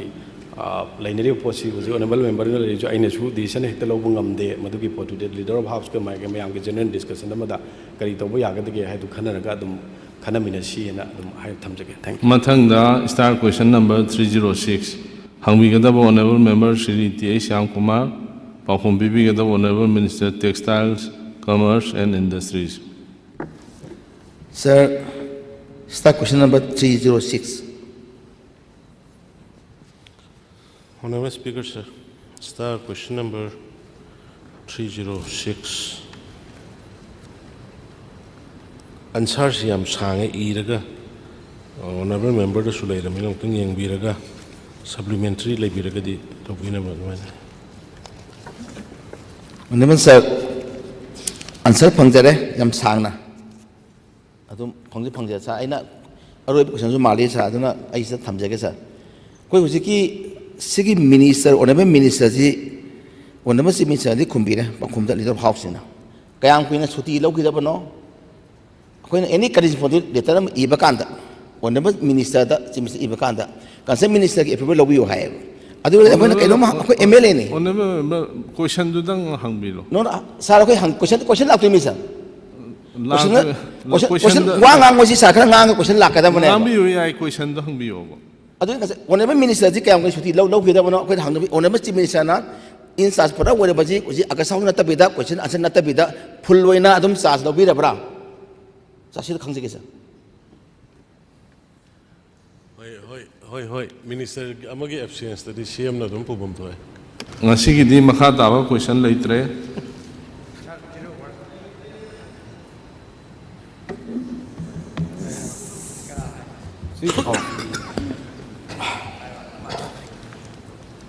ngarang yamna unfortunate over event ama thokre akoi gi ngarang nungdhin driver gi report ne pung ani makhai nungdhin dagi pung ama phaugi manungda newsprint porakpa truck number AS25 FC038 gambi phai modbung area manakta hangba gate amaduda truck se adum hijack tawre aduga sidaisda moina tarpun lauthoi yenge aduga news media की port ना तो मैं आम DI में तो मैं न पूछ रहा अदुगा सी की पोर्ट से ड्राइवर ना है बता KNF नहीं है मैं कुनमंगा मुख सुई है सीधे इस दा कोई सी बुद्धि कोई होगी कि मणिपुर की थोड़ी बा सिचुएशन लांस ना अदुम विक्टिम हो रहा है तारे मीडिया हाउस तो अदुदा ट्रांसपोर्टर ना SP कांगपोपी दा फोन तो बता सुंपाई पाई भी रखती है अच्छा कि so the SP of Kangpokpi did not respond to any call. I say this to bring the attention to the DG through the speaker, sir. So this must be noted, and he never picked up the phone. And Sigi Gari say it passed through the line after Naga Traders Union na Sigi Potse Yare Chatpayani Harakanta Tharakpani. Aduda Sideis da Tawi Potse Makhada Akoigi Second World War Memorial Sekmaidagi Awang. Lomda laibada Central Security Forces will lay security forces doesn't lay. My question is how do you situation zida akoi security forces se uniform gadi yam post an sele tolop sum phangbinam gani kitang thabak tabiyu adu request ni anyway adagi akoi honorable speaker chief minister ne jo hai bhi hai akoi peace talk engaged to hai akoi cookie MLAs and some CSOs in Guwahati stated by the honorable CM in the house itself ada sida Sigis Akoigi Naga Traders Union have been engaging in keeping the national highway free of any kind of disturbances. Well, my heartfelt gratitude to the Naga Traders Union. I salute them. But unfortunately, some groups, armed or unarmed miscreants, have been trying to sabotage the peace process. Sigi media the attacked over here. Somewhere I feel that they are trying to sabotage the peace process. So it's unfortunate akoi reels is maina paper newspaper media house amgi reels है मोने लोग hijack तौरे अदुगा truck ते याव इसे reel कुंत्रा हम दोइने अदुदा Assam rifle ने थारक पर video अमदा आइना count तौरे बा not more than 13 or 14 reels were burnt. So I request those people there through the August House to return those reels which have not been burnt. As per the video, I know burnt out then lowi. Adada see situations ida aina sumta bada khoi gi media houses myam se moi se dharna toningba ma toningba yam leire moi su anxiety leire pot se lifeline through the lakadoine. Anyway, khoi lifeline se it's always had a very notorious history in the past. There have always been extortions every day, every single day, whether there was peace, whether there was band or no band. Aduna, the sad part is, today, 21st century, I don't know how many years we've had independence, we've been a state since so many years. We have practically, actually 1.5 highways. There are 2 highways, one is functional and one is not functional. Jiri line dagi truck ama lakuma tamda. I am a member of this house, but I khabar zu tawni na jiri line dagi truck se lakuma tamda truck se am thina soke haida transport ki changbat kharcha do adagi hena change to same na hona bada kai no JCB na il lay popani. That is the state of our highway of Manipur. Sad. Anyway, now as I get this opportunity, Speaker sir, I just want to appeal to everybody, let this not add fuel to the ongoing crisis in Manipur.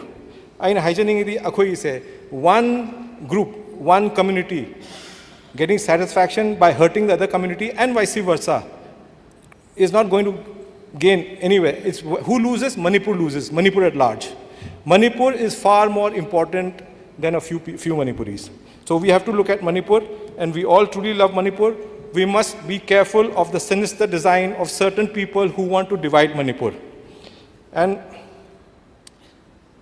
they say hate begets hate, violence begets violence, and love begets love. We have all gone through this nightmare, horrendous nightmare of 15 months and 5 days to be precise. And we must put an end to this. And let's give humanity a chance, let's give love a chance. Let's embrace every Manipuri, establish rule of law, bring peace, start NRC, with utmost sincerity, to push out the infiltrators. When I say infiltrators, those who came into the state after 1961, that is the deadline date by the government of Manipur and India.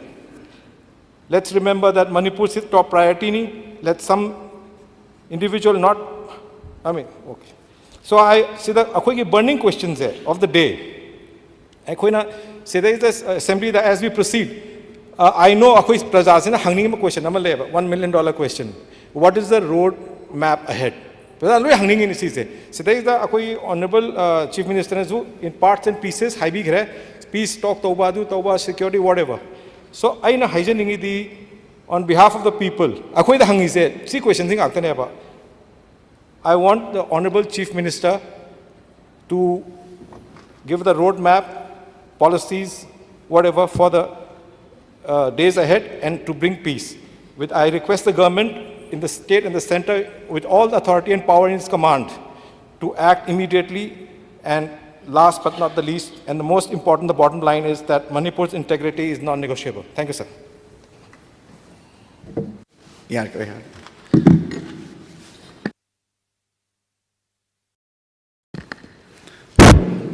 Sir, ngasi akhoi assembly session ji yaunaba athokcharakpada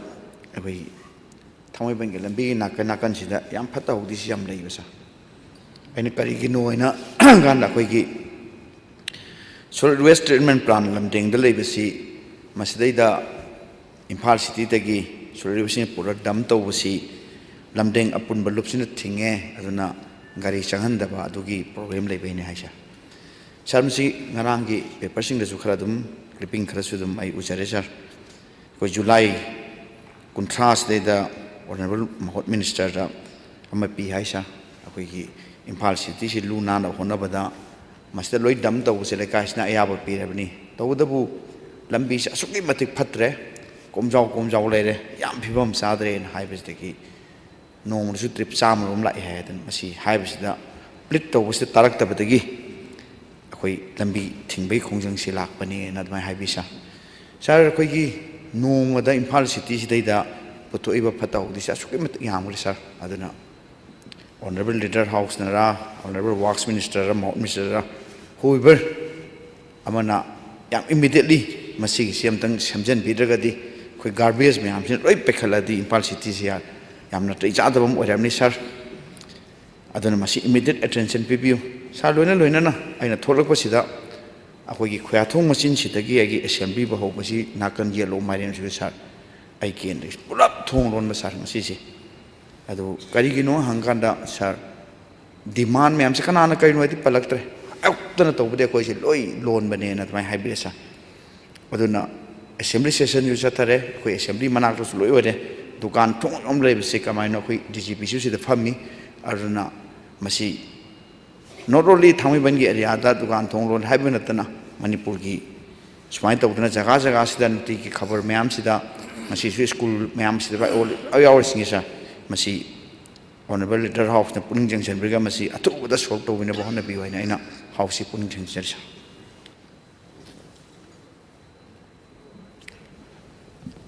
Good afternoon, Honorable Speaker,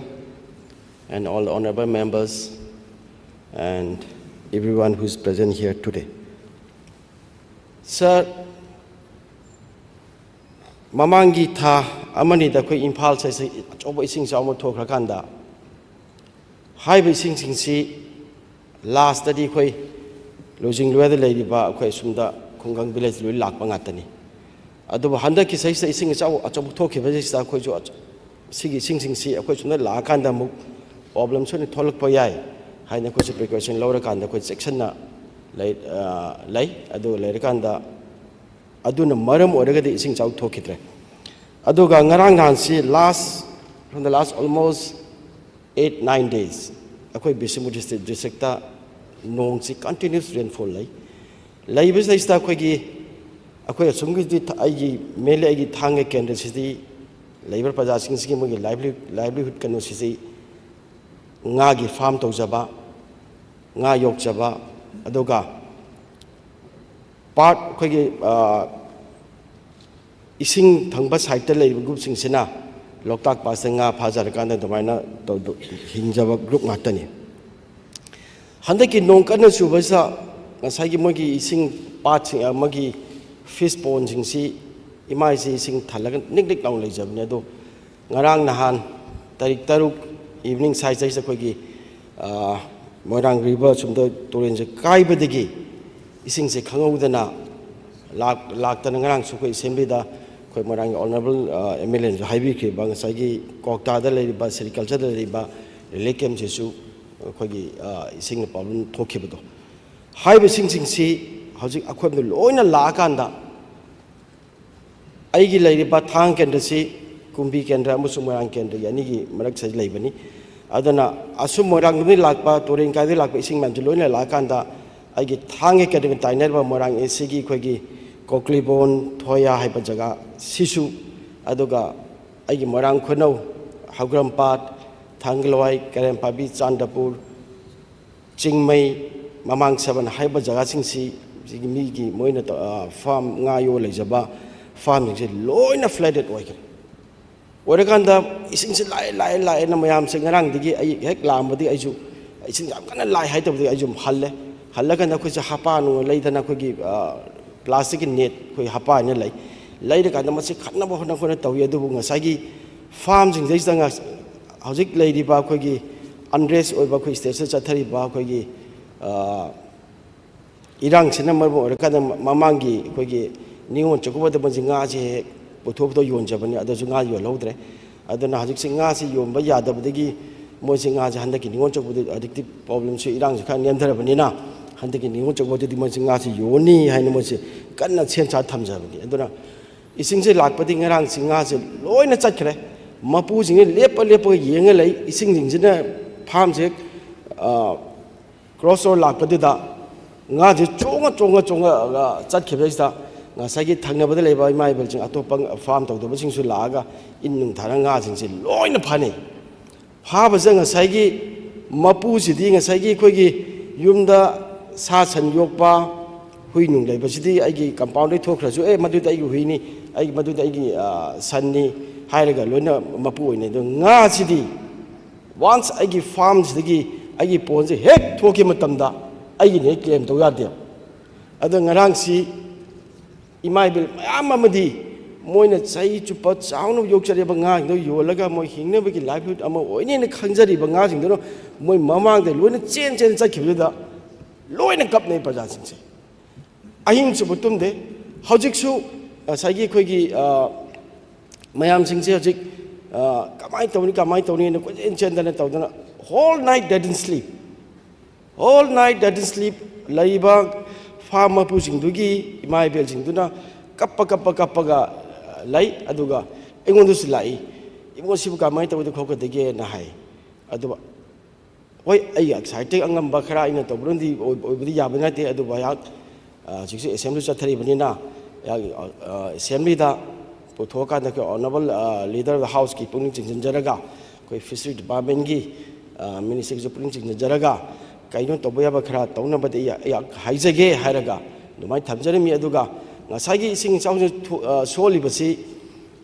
moirang degina kumbi bok chapigi lambel stretch sida oi thangba side left thangba side sina koigi farm dong yam loi tawi adu right thangba side sina koigi yam loin ubani adu hana low urga leiba almost 300-400 hectares maju ising loina thuma lei here adu na sagi koigi mang tak leiba singsi koigi Honorable Leader of the House, Agriculture Minister, Zamachung, Fishery Minister, Singa, Kaino, Laya Prajinski, among Takosing, compensate to Yaba, Adumbakari scheme labage, I don't think send you have a Tamzage Aduga. Atopa, another point, Namana. July, August, Tarik Amasista, Nung Chubadiki, Tang, Kendazista. Thang labor chingsi almost 70 feet mu pakna 1.5 feet mu crack chale crack chat padigi akogi sana kun da koi leiba maibul sangi mayam simu si pau tama mal mu su la yingi check tawi moina hai thang si wail kati leba jagani thang adu oida bangang be ade thang adu oida pada ba chan sajang ngang ba ko yam yaba jaga nate aduna hai ba jaga si ikhang khangudana crack lakpasi leba kyuna phabdi oiroi haidana mokhoi maiba maibi myam tanara kan ngarang si mokhoi ko yeling tha ba haidana tawi aduga khayom lakna tawdana lai pujang ja myam lot tawra matungda mokhoi singarang irapada torma chakre duga saisda yum more than 35 yuma musu landslide tawtana damage myam musu thoe mokhoi sulun ukre ado high bising si koina koi honorable minister works ki koi tamu govinda asta matam da koi contact toge na hona jai matam da ma se hakchang noi ta na legi badi ma ti contact to phangla kanda koi chief engineer wori sai koi concern bisnupur gi e wori sai aduna high bal crack chat khabani na 1.5 feet mu hena crack chat labani na high bal lambel sidi village trying to mugi power put chatpa lamben oi saista yadabadagi koina chagi mi chapadi hena paunreni dei makhada leriba yung kai sing sofa parma yaw kani na koi my property leriba yung kai koina am loin packet tole aduga engineering department ko tanar kanda koina tripolin myam dai kan ising changal gumsi nongi chubo hangba ngai da sina moi to kupsel ga thame aduga saista 35 laiba sino myam gi yum myam ma damage to gi basisu Okay, said disaster management ke fund digira kaino mataraga si yang chen biu hai basima yagna koi honorable leader of house keeping chinjari thank you honorable speaker sir speaker sir 0 hours ki khudong sa ba lawjaraga ai gi si ai sa se hakchang am da ba de matam khara house se so absent oi jarare duka tang ani august ki tang ani da Honorable Member Sri Khuraijam Loken Singho, Namagi question number 253 da. Koi Maya Lambi si National Highway. Maya Lambi si Sembagi Matang da ama highway kiba. Duda adum mai khoi da telephone si to into wirak pa do. Engineer sing da ina masi thabak si phajana su khidra masi hang ba matam da. Sidai Honorable Speaker da pija geta won. Akoi Honorable Member na masamang na su akoi social media da phom kiba. Honorable Chief Minister Sarkar Sibu Lambi si Kudong Sada Sianga Sembi Bagi Tagatsari and so Pong Hibadan. A quite a kadang Mayam no Wang Mayam Hang Padugi Masih करिगुम्बा assembly की proceedings दगी थबक सुदना fund miss appropriate तौबा खोटबा हाइबा खरा यावहिबा माले मदु expense तौबियो हाइदना zero अवस्था थमजबनि साई honourable speaker दा CSC मसोय पिजगे thank you Agenda number 2, paper to be laid on the table. Honorable Chief Minister, Leader of the House, na paper laid to be. Number 4. Two.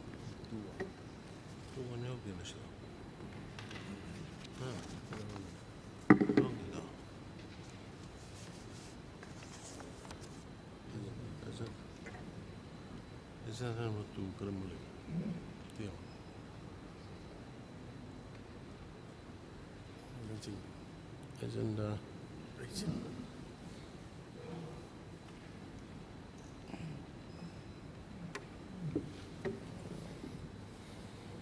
Honorable Speaker, sir,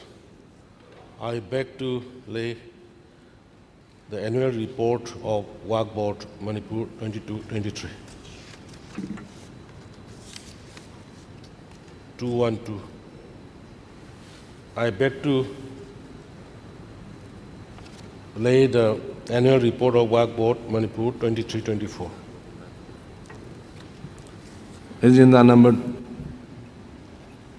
3, calling attention. Honorable Member Shri T.H. Lokeshwar Singhana calling attention rest of begin.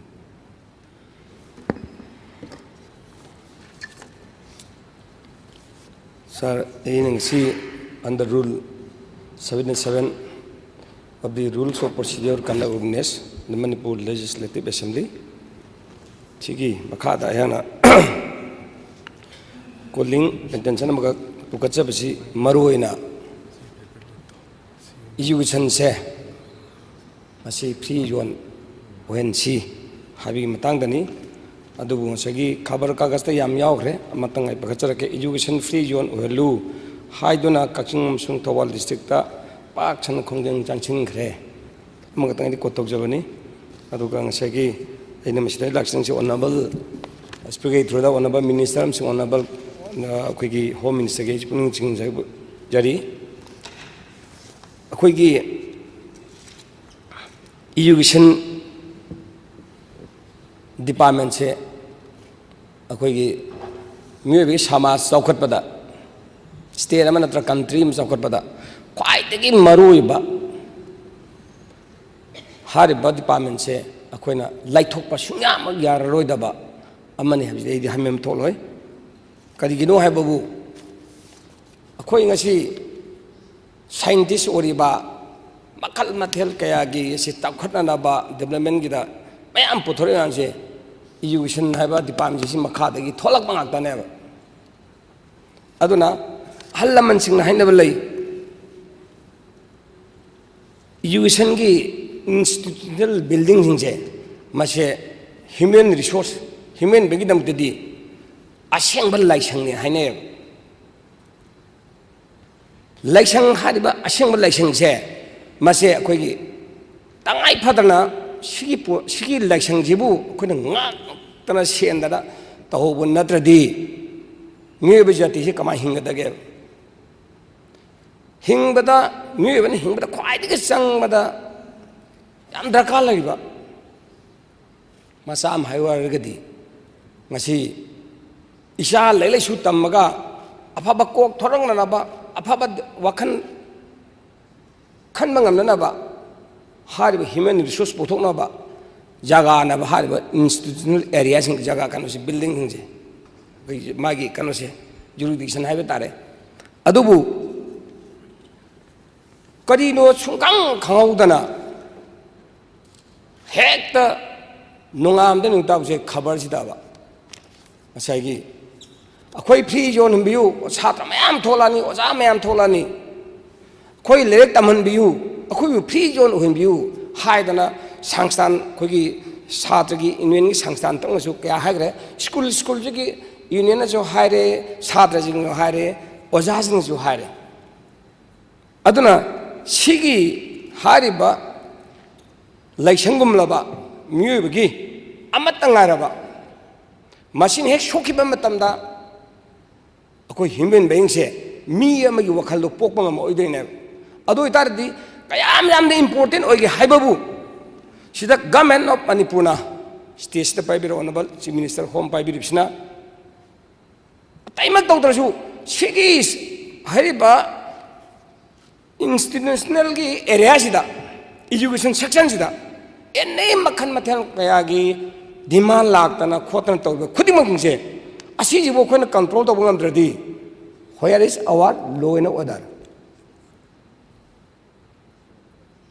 haidi kanobu amata natre private school do egara government school do egara se example koi shoma high secondary su haure koi gi imai bal mam thok ngak ta chenam taw khale kana no jade kari no jai dam the kari dei thola in haise aidi honorable speaker to the honorable leader of house na su concern minister su soidana mayam da masi amung taw dana masana tawburi ken su khale aduga harba masai gi education section je masidi akhoi am changaga ne any person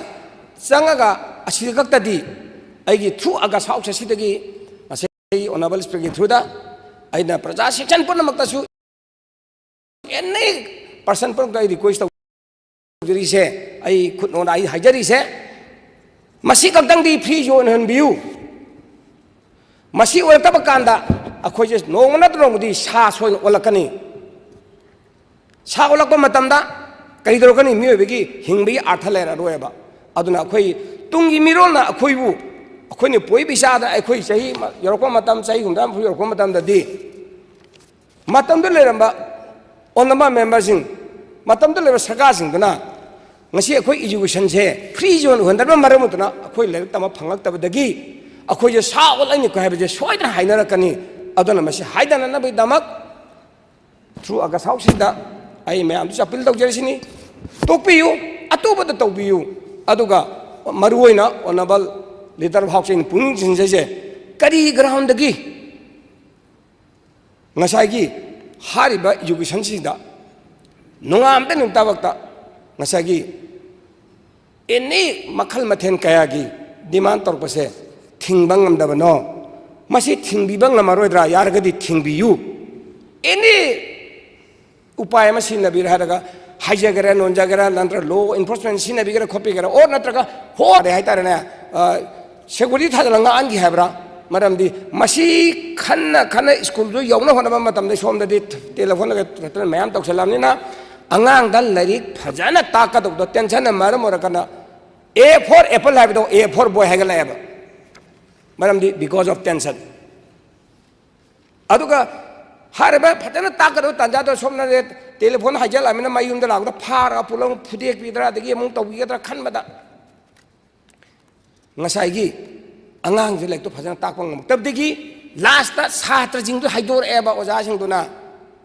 adigi magi private taragana kanu magi proprietor sing haidor eba khara mateng pangbiu satra sing akhoi sinoi bul larik takpang ngamaktre tension lebne hanjalak le aduna haibadagi tasengbadi ei mase sungso yodan orangan kala satra mam tholaise otherwise ojam da demand to budu kamaina ojan haidoktradi satra kamai khangadoina ba khangbang ngamlama dabdagi sungso isna tobibo orangane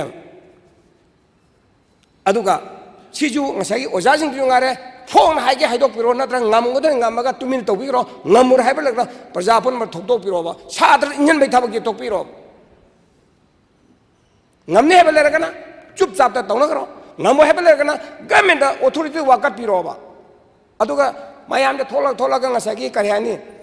puba thangoi da ba satra mayam tension lawar angang macha aduna khoi lerek tamba phangan biu akhoi lerek tamningi akhoi mi oiningi sigi tanjas da mo ngasagi hadda ki leriba law and order sin maram oregamu confliction maram oregamu like yam tamba phangdibi tanjan thoe 365 days mnung da satra hai minimum 250 ta da khoi lerek tamhan biu haibase mase honorable leader of house puning jing jase masi tangam mana hona bi honorable minister kansana su maram di shona sigi crisis lai lai taragadi kamaina masai satring lai tamakani kamaina phawami warakani kamaina doctor engineer IAS IPS scientist kamaina rajniti tawar asim kamai orakani aduna masi punamakse aina hajari gise masi yamna laibak thiba thodokni aduna honorable kanogi speaker through the honorable leader house home pai bri jaina puning singjari se upai thidok piu gaurang ngangna bi ana ngangna biu or yadra kana kai dog de hai do honorable leader house madu thidok pi hena phagane khali ya sallaktre maram di kai no hebu bune hawik se ayamba every oja pun maksi aina khanmadadi tawromdu malen khali ado kari dabi tawre ino kari wapadi tawrin habechu ngasagi moju awat pan meda tawrombo or masiai laiba ngak pai damna du ngak pai damde da tawre adu tawre habatu tawrom masiai ado itari sarkar na thidok piraga makhoi de taina ta na thabuk tudi sarkar na paika piwai naina thamjari bani aduga harba school sida ngasagi kari hajab tare whole student union su hona be abis honari tai khabar da kagasta moina hek thena mang sakile tana appeal tore sarkar da ngakpiu khopiu haidana adubu kuisalagle tawrai se aduna masida aina satra angang jingduda piba angang duda sigi tension je lagiba tarbadi wa afa wakhan kamain tholakani aduna sumaje makoi da pigliba angang jingduda subu tension je lahingiba tarbadi afa wakhan khanbeng ambi ke basti wala ani adu mana pagadawa tawgadawa laik tu dadi pungning sangkhala aroi adu di wakhan ma sakra kan dadi mind tungan ma driver tawra ne ba asipun si tawdana na ba aina honorable speaker thuru honorable minister gi home minister gi pungning singjari bani aduga haudik che akhoi manipur se education sakhon nam ne haidana honorable chief minister na school phaglan si mission makha da toruk pasida kayam harawi apa basu mayam jawi adigi tawraga mingna ngaraga thabusu mayam yawi aduga oja singda ngasagi enni aina through agar sausa sida aina hygienic government dasu hygienic ba adigi any kind of person to hygienic se oja dona satha du lairik phajana taktraba adu matam du any demand tawgara khokera moi mathakta isel khokera tawbiyu aduga oja singnasu laik to tai ngai to da phajana takwa matam da satri sing lepakani adu na tabida school ka boy ka da boy lak ta boy sum tawkhala agadi asing ma thirani thiraka andadi masi dandi ma pigena thongning tawsalamba oram basu yai kanana khangbe tamang manate adubu oja singi thamoi da su aina appeal tawjaning se ngasai gi angang jing sida larik takwa matamda seng takpiba matamda sungsoi isosu urakani isor means sadri oja sina sokpa yaran loi paithorani adudagi dim hangrani adu na tabida school karana nana karaga tak boy tak tabai tawboy tawdo uragadi adai dele bi masa masu mayam yorba mayam ji soina mari adu uda ge mayam su thengranguni akhoi di oja lai pham dok lai thoi lai su tambi de adu su tawbi de haragadi ngasagi kari haitare adum adudi masit lai tong na adu tong na ba haidana kanana khangni adum da lambi la amaga su punna maksing je honorable leader house na honorable minister kansena thidok piraga harba school gi section je education section je simedi koi punna mangna free zone ohenji aduga sije kankhala ba kadani ko laibak cha ko tu je sije kankhala kani lono odar farkadu se sije kankhatra ba sina marai cha thakra ba ngasagi adoi tardi apawa kan khamanga moroi da banina apawa kan khamanga na ba aina honorable speaker through the honorable leader of house amasung honorable minister gi ai puning sinje basim tang honorable leader of house ma statement thamagade phane khalaga ai swada tenjeng matam khara pi bidamak honorable speaker bu ai thagachari honorable minister education statement thambigan Honorable Speaker, sir, under Rule 77 of Rules of Procedure and Conduct of Business, the Honorable Member KH Lokeshwar Singh na thambiriba kagi asigi calling attention motion sigi statement amai August House thamjage ahan boina ina haizening badi Honorable Member ki concern se amna serious weba issue amani hanai amuka hanai underline tawjage adu masi yengba matamda khigi ngasai panbikhiba not only education but state sigi overall situation holistically koi yengbam darkar le aduna May 3 incident 2023 gi mamang dadi sugum basikya taram de lerum yai adubu kya taram de hai riba incident se thok matung da honorable member na panbiri bang sai gi puba thang ba ngamoi do ba unreasonable demands yamna illegal loiba that also in the education sector akhoi oza sing da akhoi gi tung gi future students sing bu semkat ka doriba sagat ka doriba akhoi gi education afaba education piraga akhoi gi khunai sibu semkat ka doriba adugumba oza sing da demand to se masi press media da recently yam toina phong se mayam na su bire August House na su ngasi note to bire aduna hairiba education sector da sigi sugumba adverse effect lai se masi yamna lai bak thibani sir aduna how khiba around 14-15 months da thokhiba irang sina masi da base toraga criminal elements I give anti-social elements karana tholaga paisa tanbam not only in education but in other sectors the we tok dia habise mayamna ngasai su mayam panbi khre aduna education sector da aduki matik masina effect or pasna maram moiraga hojik chhatra sing classroom da leigadau da lairik tam gadau da road sa thora oja sing yauna lairik tam biba dilairadana mentally disturbed ora hai se yamna kanu iba akhoi gi yamna soft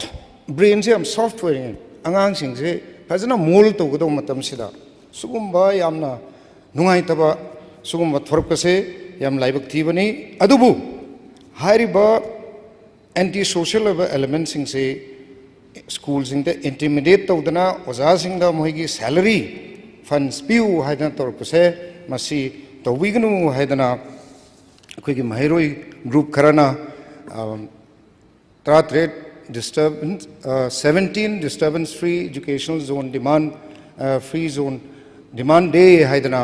to kipsu leira aduna sigi myam si yengaga aina haizaning badi oja sing moral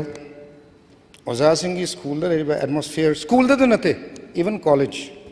asu demand lai have se koi ta da nate aduna leiriba sing se loina mak effect of usna maram moiraga koi gi learning process ta effect adversely to re have se to wa hore have se ai house ta thamjage aduna masi akoi state government nasu under the leadership of honorable chief minister koi all possible steps laudana hauzik security law and order situations control tawna bus honari tawdu ngasai honorable member na panbiri se with specific attention to educational institutes se darkar le masi darkar le di hairaga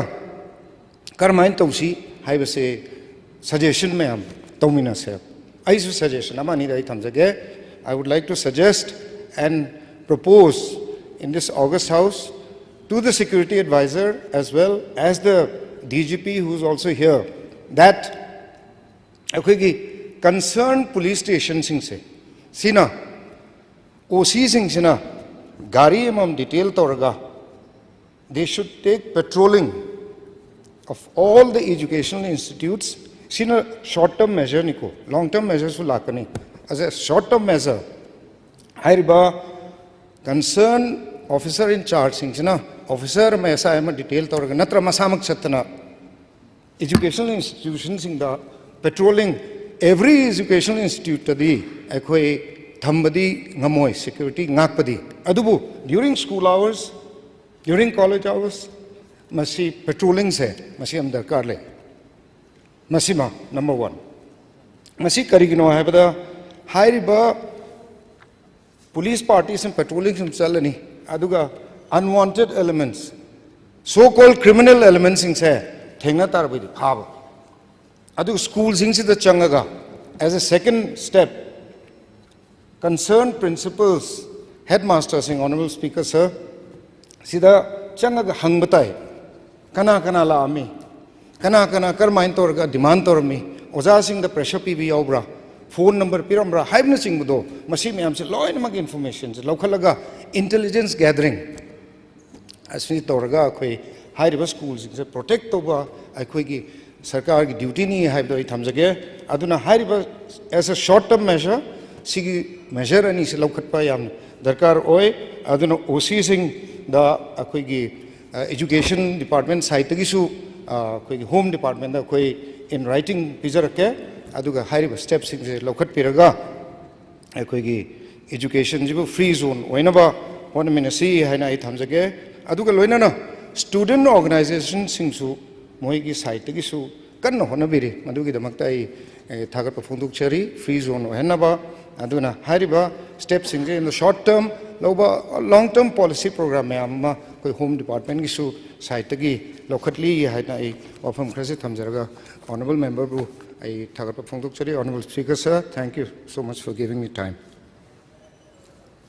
yamna wajare phajana singdok pidana soibesu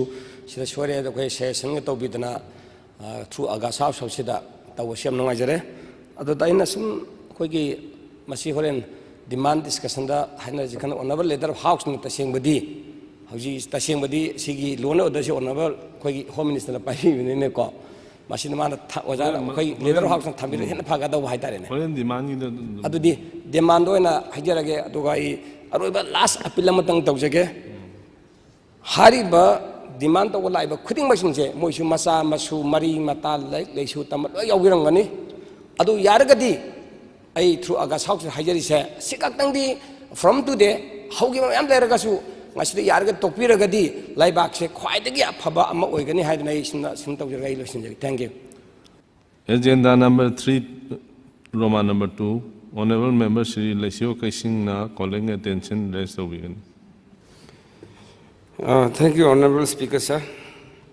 Ngasi na calling attention thangat charibasi yamna hujik akoi Manipur da amadi raja atopda burning issue oinariba mayamna wa awa ana khangnariba amane si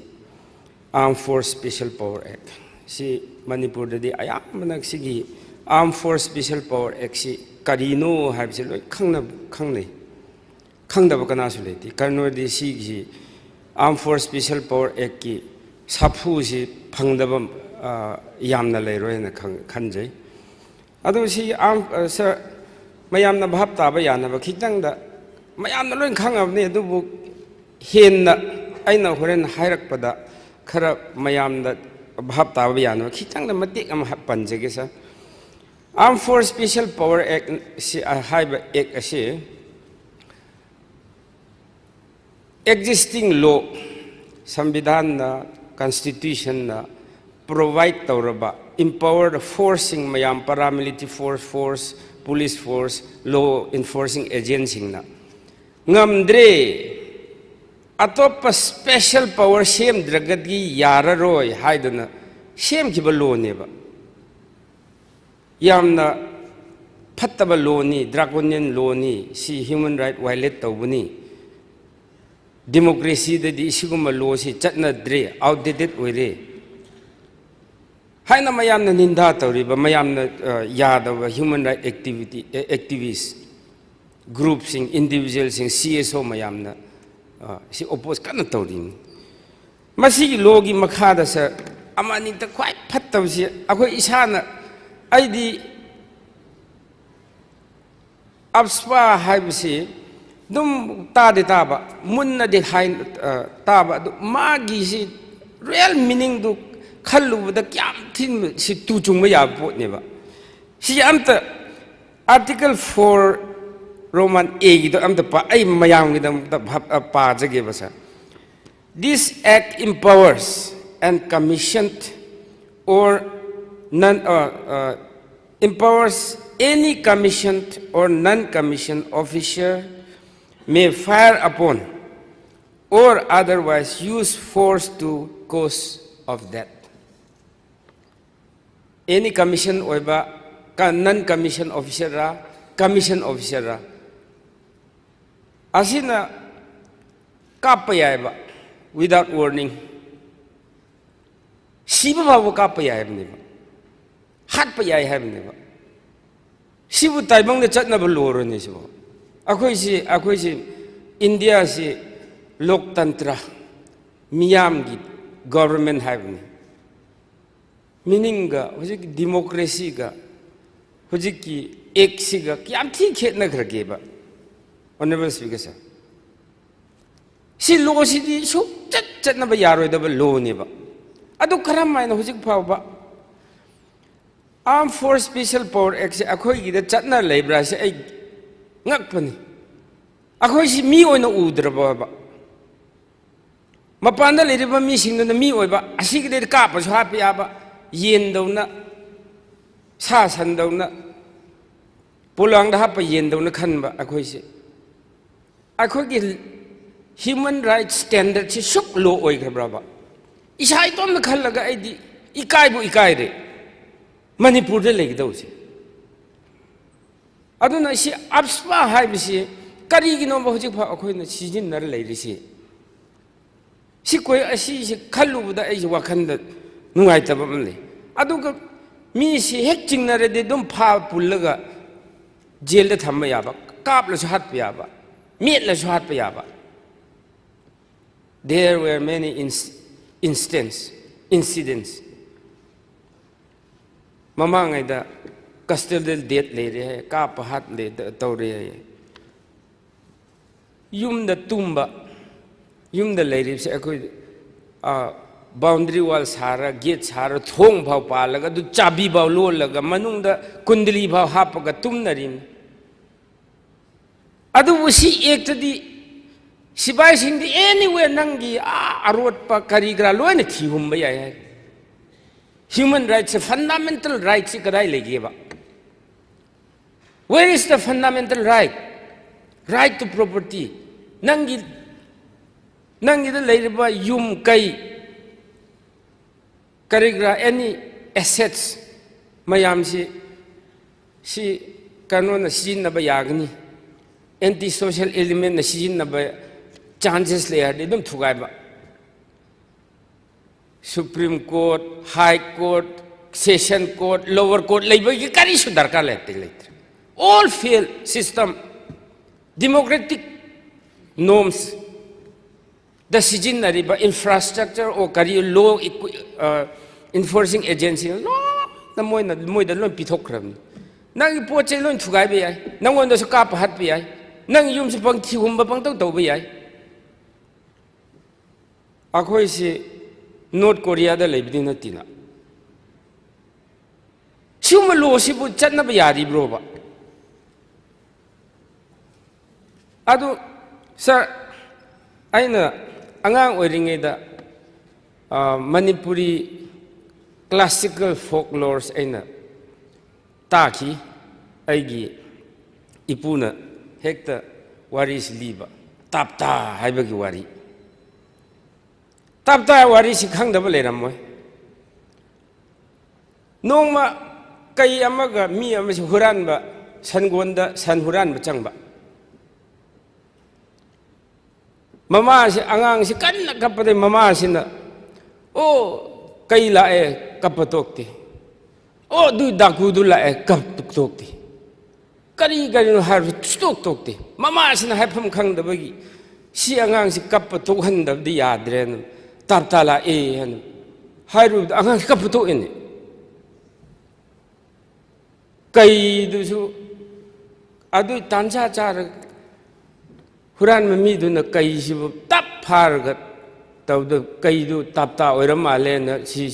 ki na angam kak pade ma ki na jang du huran ba du kai tong chakre nonga lak pada huran ban pa du su kai ni khang de ma phan chong ga ka no taw Hojik, it has nothing to do with the democratic government. Democracy chat palam dadi. Hojik ti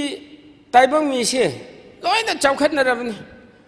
Mental development, maturity, human right ki kind of consciousness mayam se loy lay kham. की हल्लगा फूरा चैरगा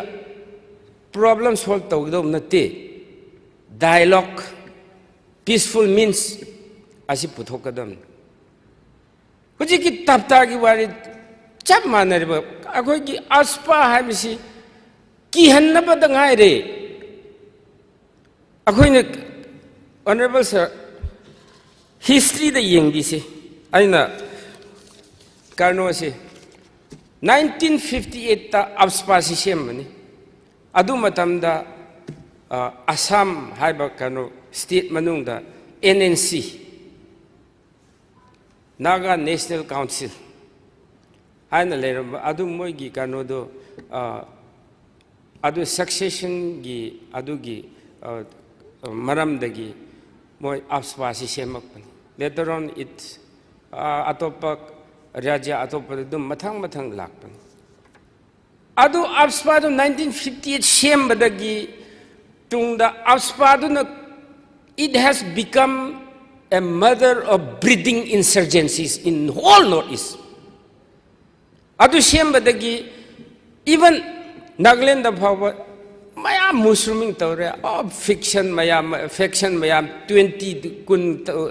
tarama kun hen yamre Manipur da kyam thoe Manipur da insurgency thokpa mayam se APSPA gi tungda loin thokpani akhoi gi kuki insurgency APSPA gi tung thoe valley insurgency APSPA gi tung thokpani then should we consider this APSPA as a breeding gi catalyst oiba insurgency puthokna bagi catalyst oiba natra mama oiba कौफम थोएबा dragon लो ताइबंग मिसिबु फुल्लग फुरगा पुल्लगा फारा किहल्लगा तौगदो म जुक नत्रे it is modern world everybody is मयाम सिम कॉन्शियस ओइरबनी राइट्स आई कनानो आई करी फमफम थोके आई करमाइन हिंगने डिसाइड तो याम गक्तनी अखोय कुइदरी अखोय गी Ichan, Ichi, Sarmila, 16 years fasting tawai. She left abruptly. The longest hunger strike in the world, created history. Aduga, 1974 ki March ta, aigi kendra ki manungda, kumram haina, hana di ngaprum haina kaurame. Madu the rose ningshen. BSF sing moi karno sing force mayam na gang rape taw ikai khang ngam da gi lesabi chahi taramapan lesabi do suicide taw si adu de ngasi tangkhul sinau long haiba tangkhul women league hana english ta hairgana adu gi incident da gi form to rakpani मेरा पाई भी है तारे तांखुल मेरा पाई भी है तारे 50 years celebration तो दोरी still that APSPA is enforced. How can we tolerate 50 years of traumatization, fear psychosis? Adu khakta natte sa si APSPA gi disturbed area laibuna even akhoi gi Indian gi paramilitary forcing army sing su asida lakpada puja tawr lakni mayumda sida di dup irang leibusuna sibu hen na sidipon ni Chhattisgarh ta sub Manipur da sibu bisari ka sibni hele JNK ke sibni hele atopada law and order thugai bana hele Manipur bu khan compare tawredi adubu mapande gi lakada bising do posting Manipur da tare hardi tararak puja Hanuman temple da akarno da puja tawraga Christian sing church da fasting tor prathana tor mama mapana prathana tor tharak pani moi phawbo kiye ba silak se aduga honorable sir adu orida akhoi Manipur si resources leijadaba lamni finance isagi state on tax revenue collection yam piki akhoi development gi mai khong thang da chat na kan hot nei akhoi resource thika ne thiri sida di disturbed area declare tawra thamba karamba mang lakna raga ngaw raga somda investor lakadro. It is impossible. Investor, private investor, government gi phawba sida thamning oiba. Development la kana roin khan gi niba. We are scaring those investors. Aduga investment tawdri mamang na sida tambi takpi da hai singraba human resources mayam se. Arom desho lakning dre, mapanlom desho lakning dre. Akhoi gi rom sina amok loy na chathokre. We don't feel safe. Security lete, wakhan na bhaw lete. Masi gi disturbed area gi tek sina. Akhoi gi Manipur sana laibak jewels of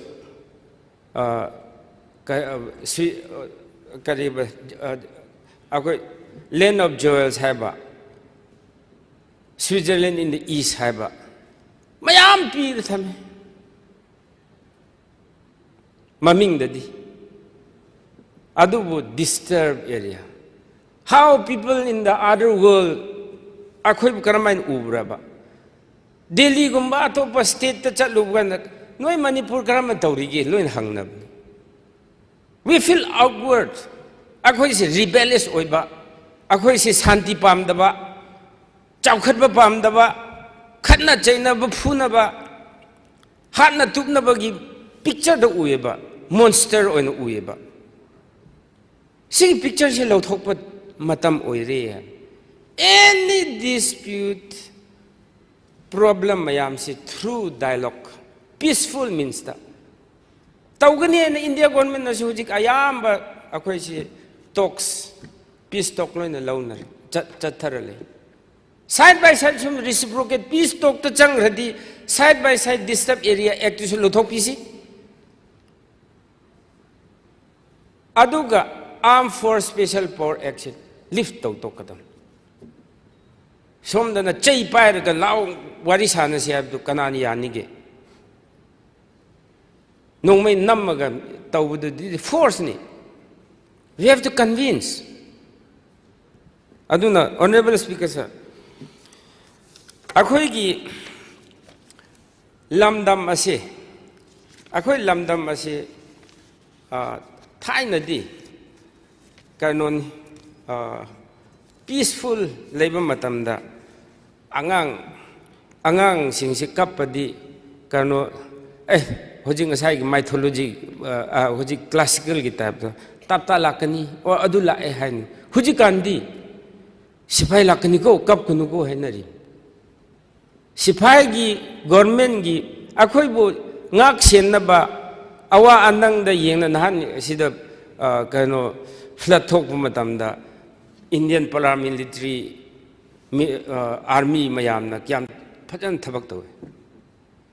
appreciate tawe adu phajaba tawrabisu because of this Armed Force Special Power Act their image is still black e taiba uweba adum asigum masi lauthok si haibisi aina August House ta haining mani aduga akhoi gi sir Manipur si chawkhat and charity. We have to show the world that Manipur is peaceful, safe, secure, hospitality lay. Akhoi si sound weba state ni have utpam utpa darkar weba. Aduna akhoi gi UN gi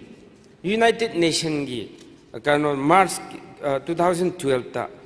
report pi bida haiba manda sigumba ABSPA haibugumba se Armed Force Special Power Act haibugumba act sidi loktantra chatpa leibak dadi there is magi role kari sulaite hai United Nations aduga United Nations Commissioner on Human Rights sida March 2009 da amuk hairi sina kanoirga outdated matam hana colonial gi matam da sina bayaram mani colonial era da di mi si chawkhat tamina adu matam da sina ramani asi international human right gi standard of Indian international human right ki adu da yaudre sidi hojiki makha standard da chakre thaina gini haibani adu Christoph Hens haiba asina UN ge special reporter na haribse man haibse completely violates international law taibang da chatnari ba law mayam si loina violate tawkhre haibani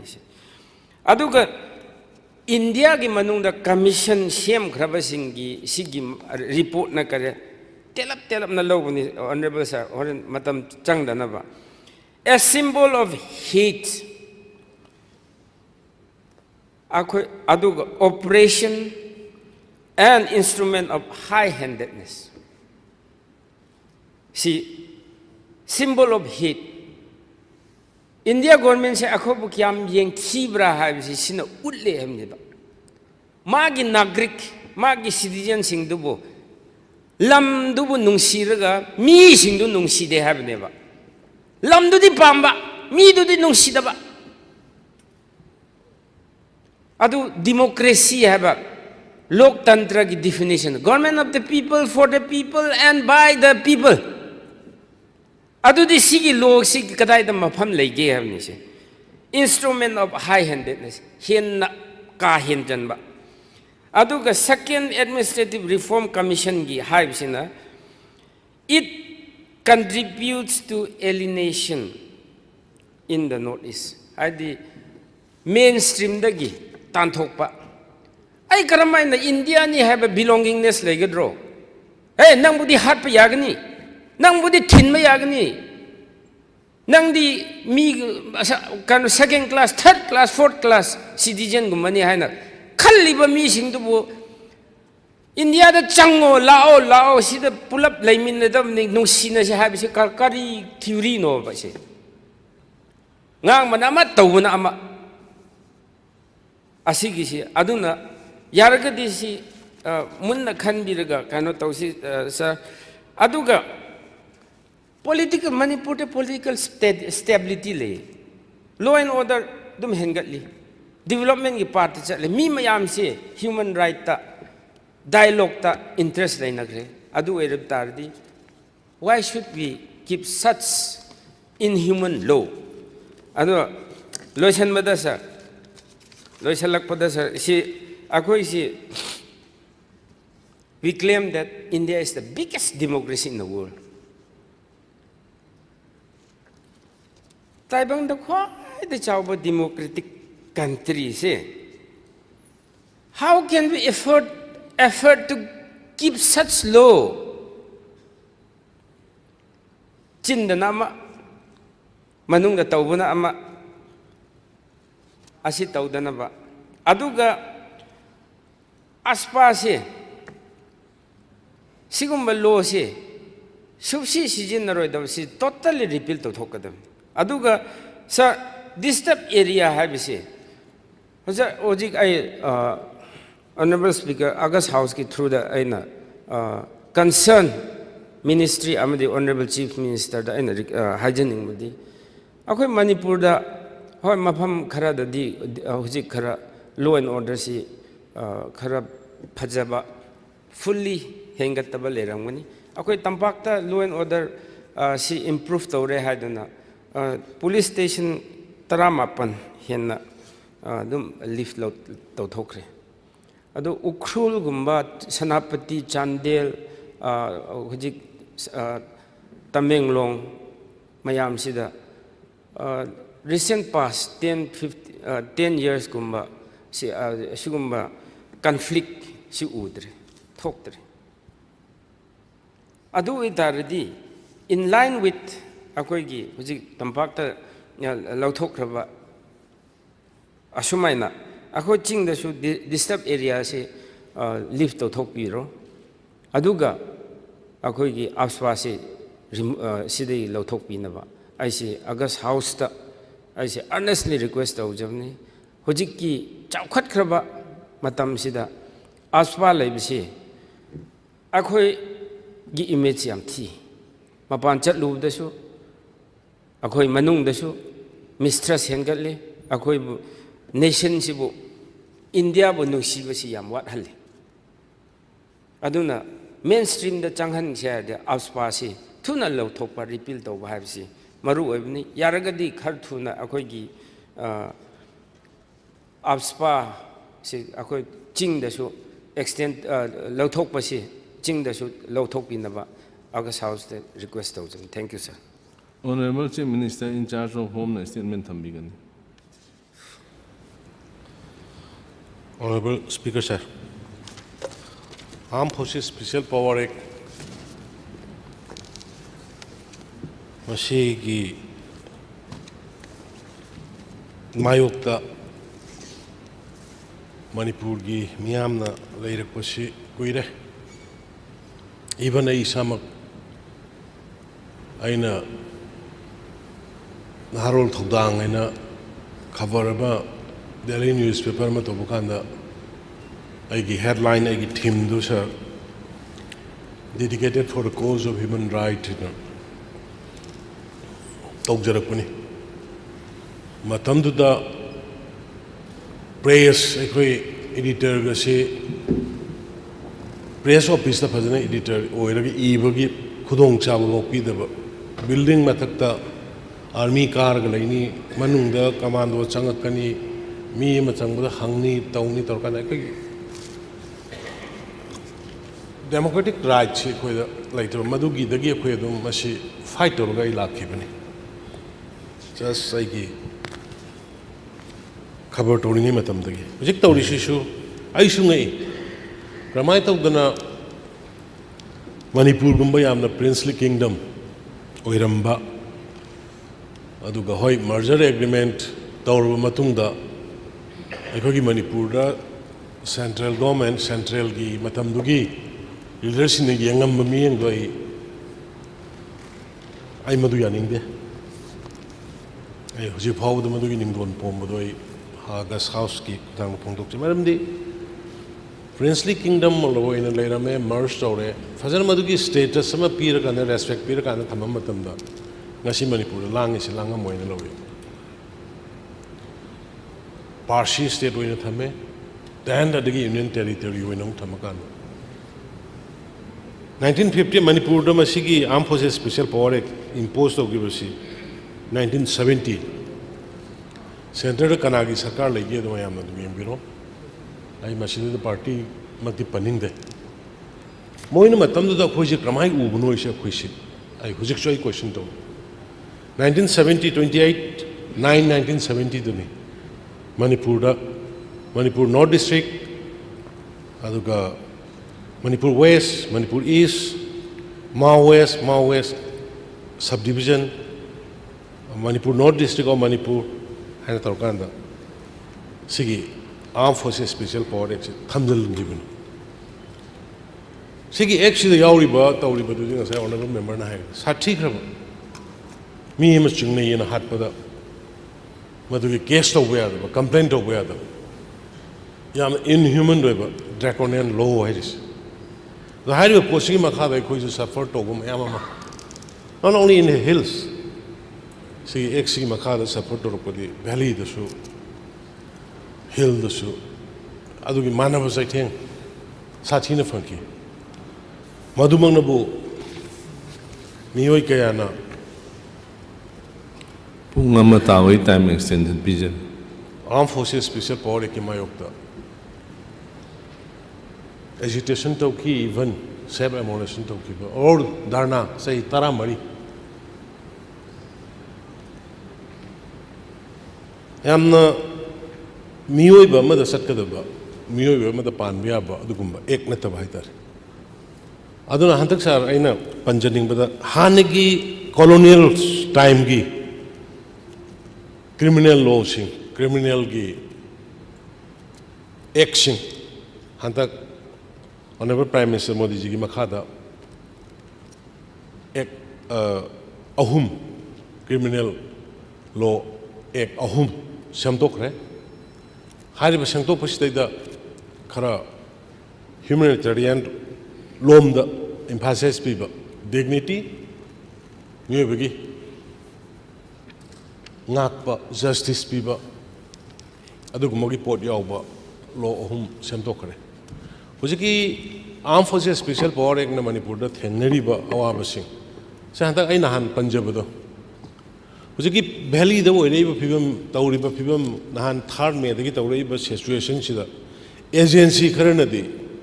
valley da su yam kanna masi armed forces special power act thammoi si yam kanna other pressure tawre agency kharana hujik leiba normal law sina normal act sina dil tawbada ngamoi aduna armed forces special power act se valley gi leiba se su thamjal lo se agency kharana yam kanna ada even just aigi mangda aina no ado ikhoina hujik chingi jaga da leiri basi bawdo lokthok piyo na haraga adu tawbudu ado hujik ki sin nang control ding amdraga hujik tawri se hujik valley da law leiri bra nongmai pai ba adu ada aina hai sar sidi nan third me de gi lak bakra emotional loiba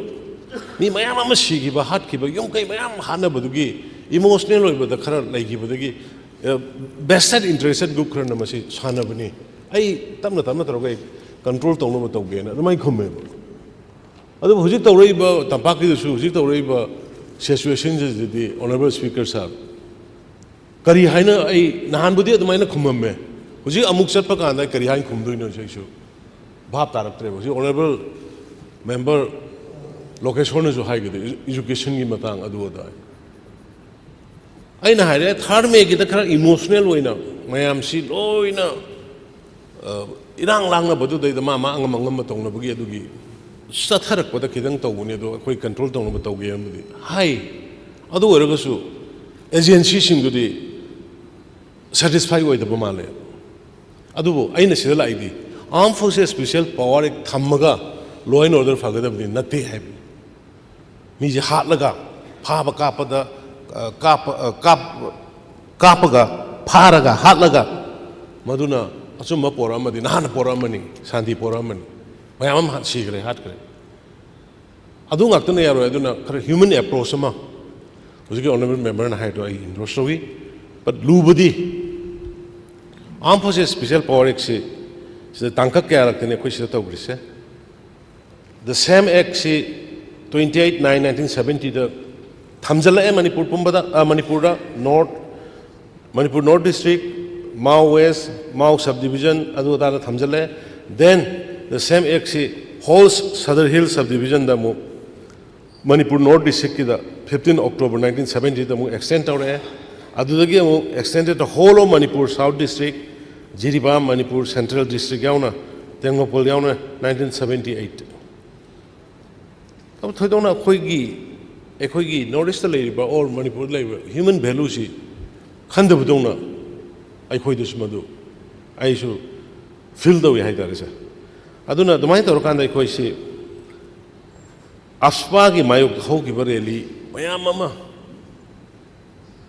even ai khoi ma madu gi agitation da europe mi singai yam kana elaborate chala roge aduna ina honorable member da ina thajaba thamjari hujiki yam criminal law ahum amusu samtok ki ba leibani na hujiki manipur gi oireba situation si akhoi leiriba anouba pass awreiba criminal law ahum dugi manungda applicable oiba humanity the base over dignity maintained over the human right ngakpi gadaba adugum ek amana replace to you tawdaba yadaba leiraga su hairaga hujiki armed forces special power ek maksidi sing tam haiba leite hoi ji khara situation khara pharambadagi akhoi kaino sim 19 police station ma trampandagi lokthokpani hana mari banga ma lokthok matong de adugi potu singdasu extend to hunba haibsi sing the extend to hunba haibdi apspa singdagi su lokthon ba haibsi khoi gi su apam bale adubu aina honorable member gi pukchin chingman se Nagaland gi cabinet na or any state only cabinet na decision logger agasu सिदी रीइम्पोज तौबगी मागी power से constitution central government पीबनीना अखोइना हाना मधुगी step से लौद्रिङैदा centre की लीडरसिंग दे अखोइ हाना convince तौबा अमा चंगनी सुमाय तौदना सीना मरम ओइरकांदा ngasai yamna valid oiba points ni ngangido mi ase loina revenge mi ngatani nangna aigi chanda dumai tawde ai nangbu laman singani adugi wakhandane ba ngasai insurgency gi momentum ama wangkhat krisi because of this act ai ninge yamna inhuman oiba yamna usit thoidabagi mawngda tawba sivai singna tawbudu madugi pendaba singuna henkalakanda yamba encourage towe si ai madu mai endorse towe ai mak madu editor ai cover toringa da evening aduna huji aina honorable member gi question magi nungai triba magi wakhalda leiru feeling si ki pura totally ai loction jarga honorable speaker gi through aina hajening basi huji gi handak da su criminal law ahum ama khara justice people dignity ngakpa humanitarian oiba haiba basis da tawrkana sem gi ba law sing gi manungda karino ama khulai pai besing su leibunina kai su leibunina peace talk tawda boktan budan jale sa peace talk ki namaz da dosi akhoi se pura unrest ama hoire everywhere narang nagaland da saliba rally do nagaland da saliba rally do khoi manipur da su tholo ya ninga leide mayam si khang bang amaktrap peace talk ki namaz aduna si so khoi yeng da ba angle amani aduna madugum bu su laksan ba ya ba pot ama khoi phajana tin mama semaga koi government da ladies koi loi sure even opposition gi members sing su yaw yai tin mama ni semaga da phajana da home minister ge unarga sai ba pose upspa si manipur dagi totally lokthok pina ba tobiyo hai ba koi approach tong minasi aduga huji aina leitroga koi cabinet phamuraga su hayeng moina daga le reimpose toksulaga de madugi kana ba leiroi aduna akhoi machugi honorable member na harido ai yajaninge di masina mission prada sa thina wayaba sa thina nupi angang ba sa thina ki helli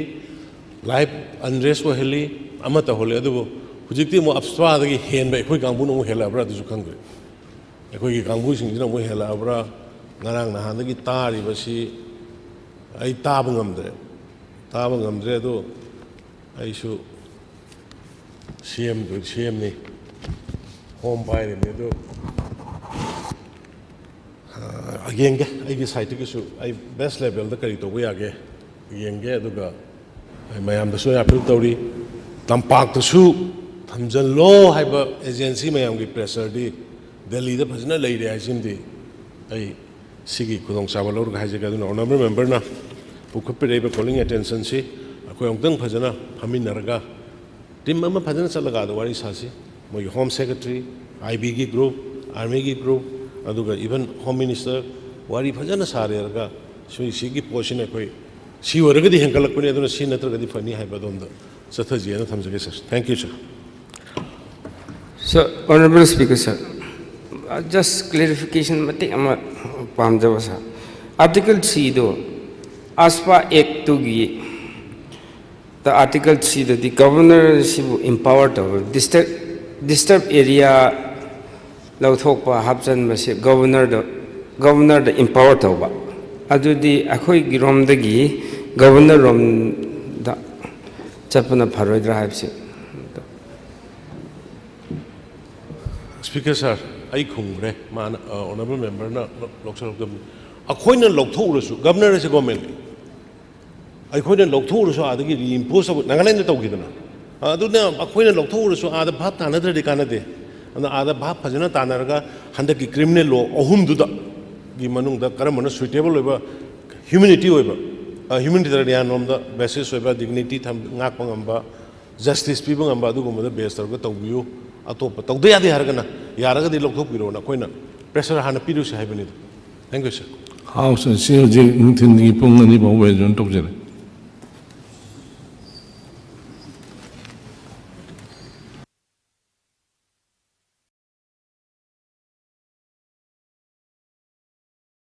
अखोई security forces से uniform गदी याम post आन सेले तो लोब सुम फंगबिनम गनी kitang thabak tawbiu adu request ni anyway adu transporter na SP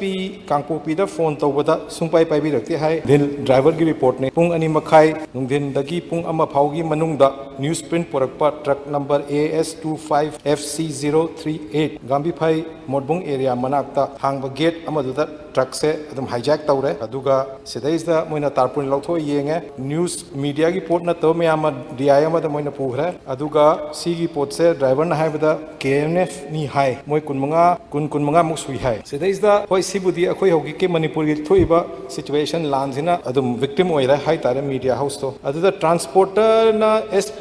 Kangpokpi da phone tawbada sungpai pai bi rakti hai the SP of Kangpokpi did not respond to any call. I say this to bring the attention to the DG through the speaker, sir. So this must be noted, and he never picked up the phone. Sigi gari se it passed through the line after Naga Traders Union na Sigi pot se yare chatpa yani hire kanta tharak pani. Aduda sidais da tawi pot se makhada akhoi gi Second World War Memorial Sekmai dagi awang lomda laibada Central Security Forces su laini security forces badan lai. My question is hojik laiba situation sida akhoi gi security forces se uniform gadi yam post an sele tolob sum phangbiram gani kitang thabak tawbiu adu request ni anyway adagi akhoi gi honorable chief minister na jo haibi khre akhoi peace talk engage tau khre akhoi Kuki MLAs and some CSOs in Guwahati stated by the honorable CM in the house itself ada sidai sida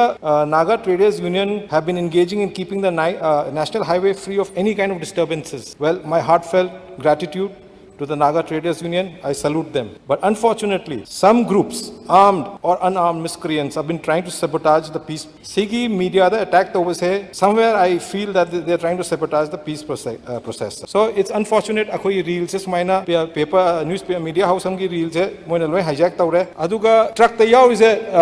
reel कुंत्रा हम दोइने अदुदा Assam rifle ने थारक पर video अमदा आइना count तौरे बा not more than 13 or 14 reels were burnt. So I request those people there through the August House to return those reels which have not been burnt. As per the video, I know burnt out then lowi. Adeda see situations ida I know sumta bada koi ki media houses में हमसे मोई से धरना तौनिंगबा म तौनिंगबा यम लई रहे मोई सु anxiety लई रहे पोत से lifeline through the locker दोइने. Anyway, koi lifeline से it's always had a very notorious history in the past. There have always been extortions every day, every single day, whether there was peace, whether there was band or no band. Aduna, the sad part is today, 21st century. I don't know how many years we've had independence. We've been a state since so many years. We have practically actually 1.5 highways. There are 2 highways. One is functional and one is not functional. So I see the akhoi ki burning questions there of the day. Say there is this assembly that as we proceed, I know akhoi prajasina hangning ma question namal leba $1 million question. What is the road map ahead? Praja loi hangning in isi se. Say there is the akhoi honorable chief minister ne who in parts and pieces haibi ghre peace talk tauba security whatever. So I na haijaning di on behalf of the people.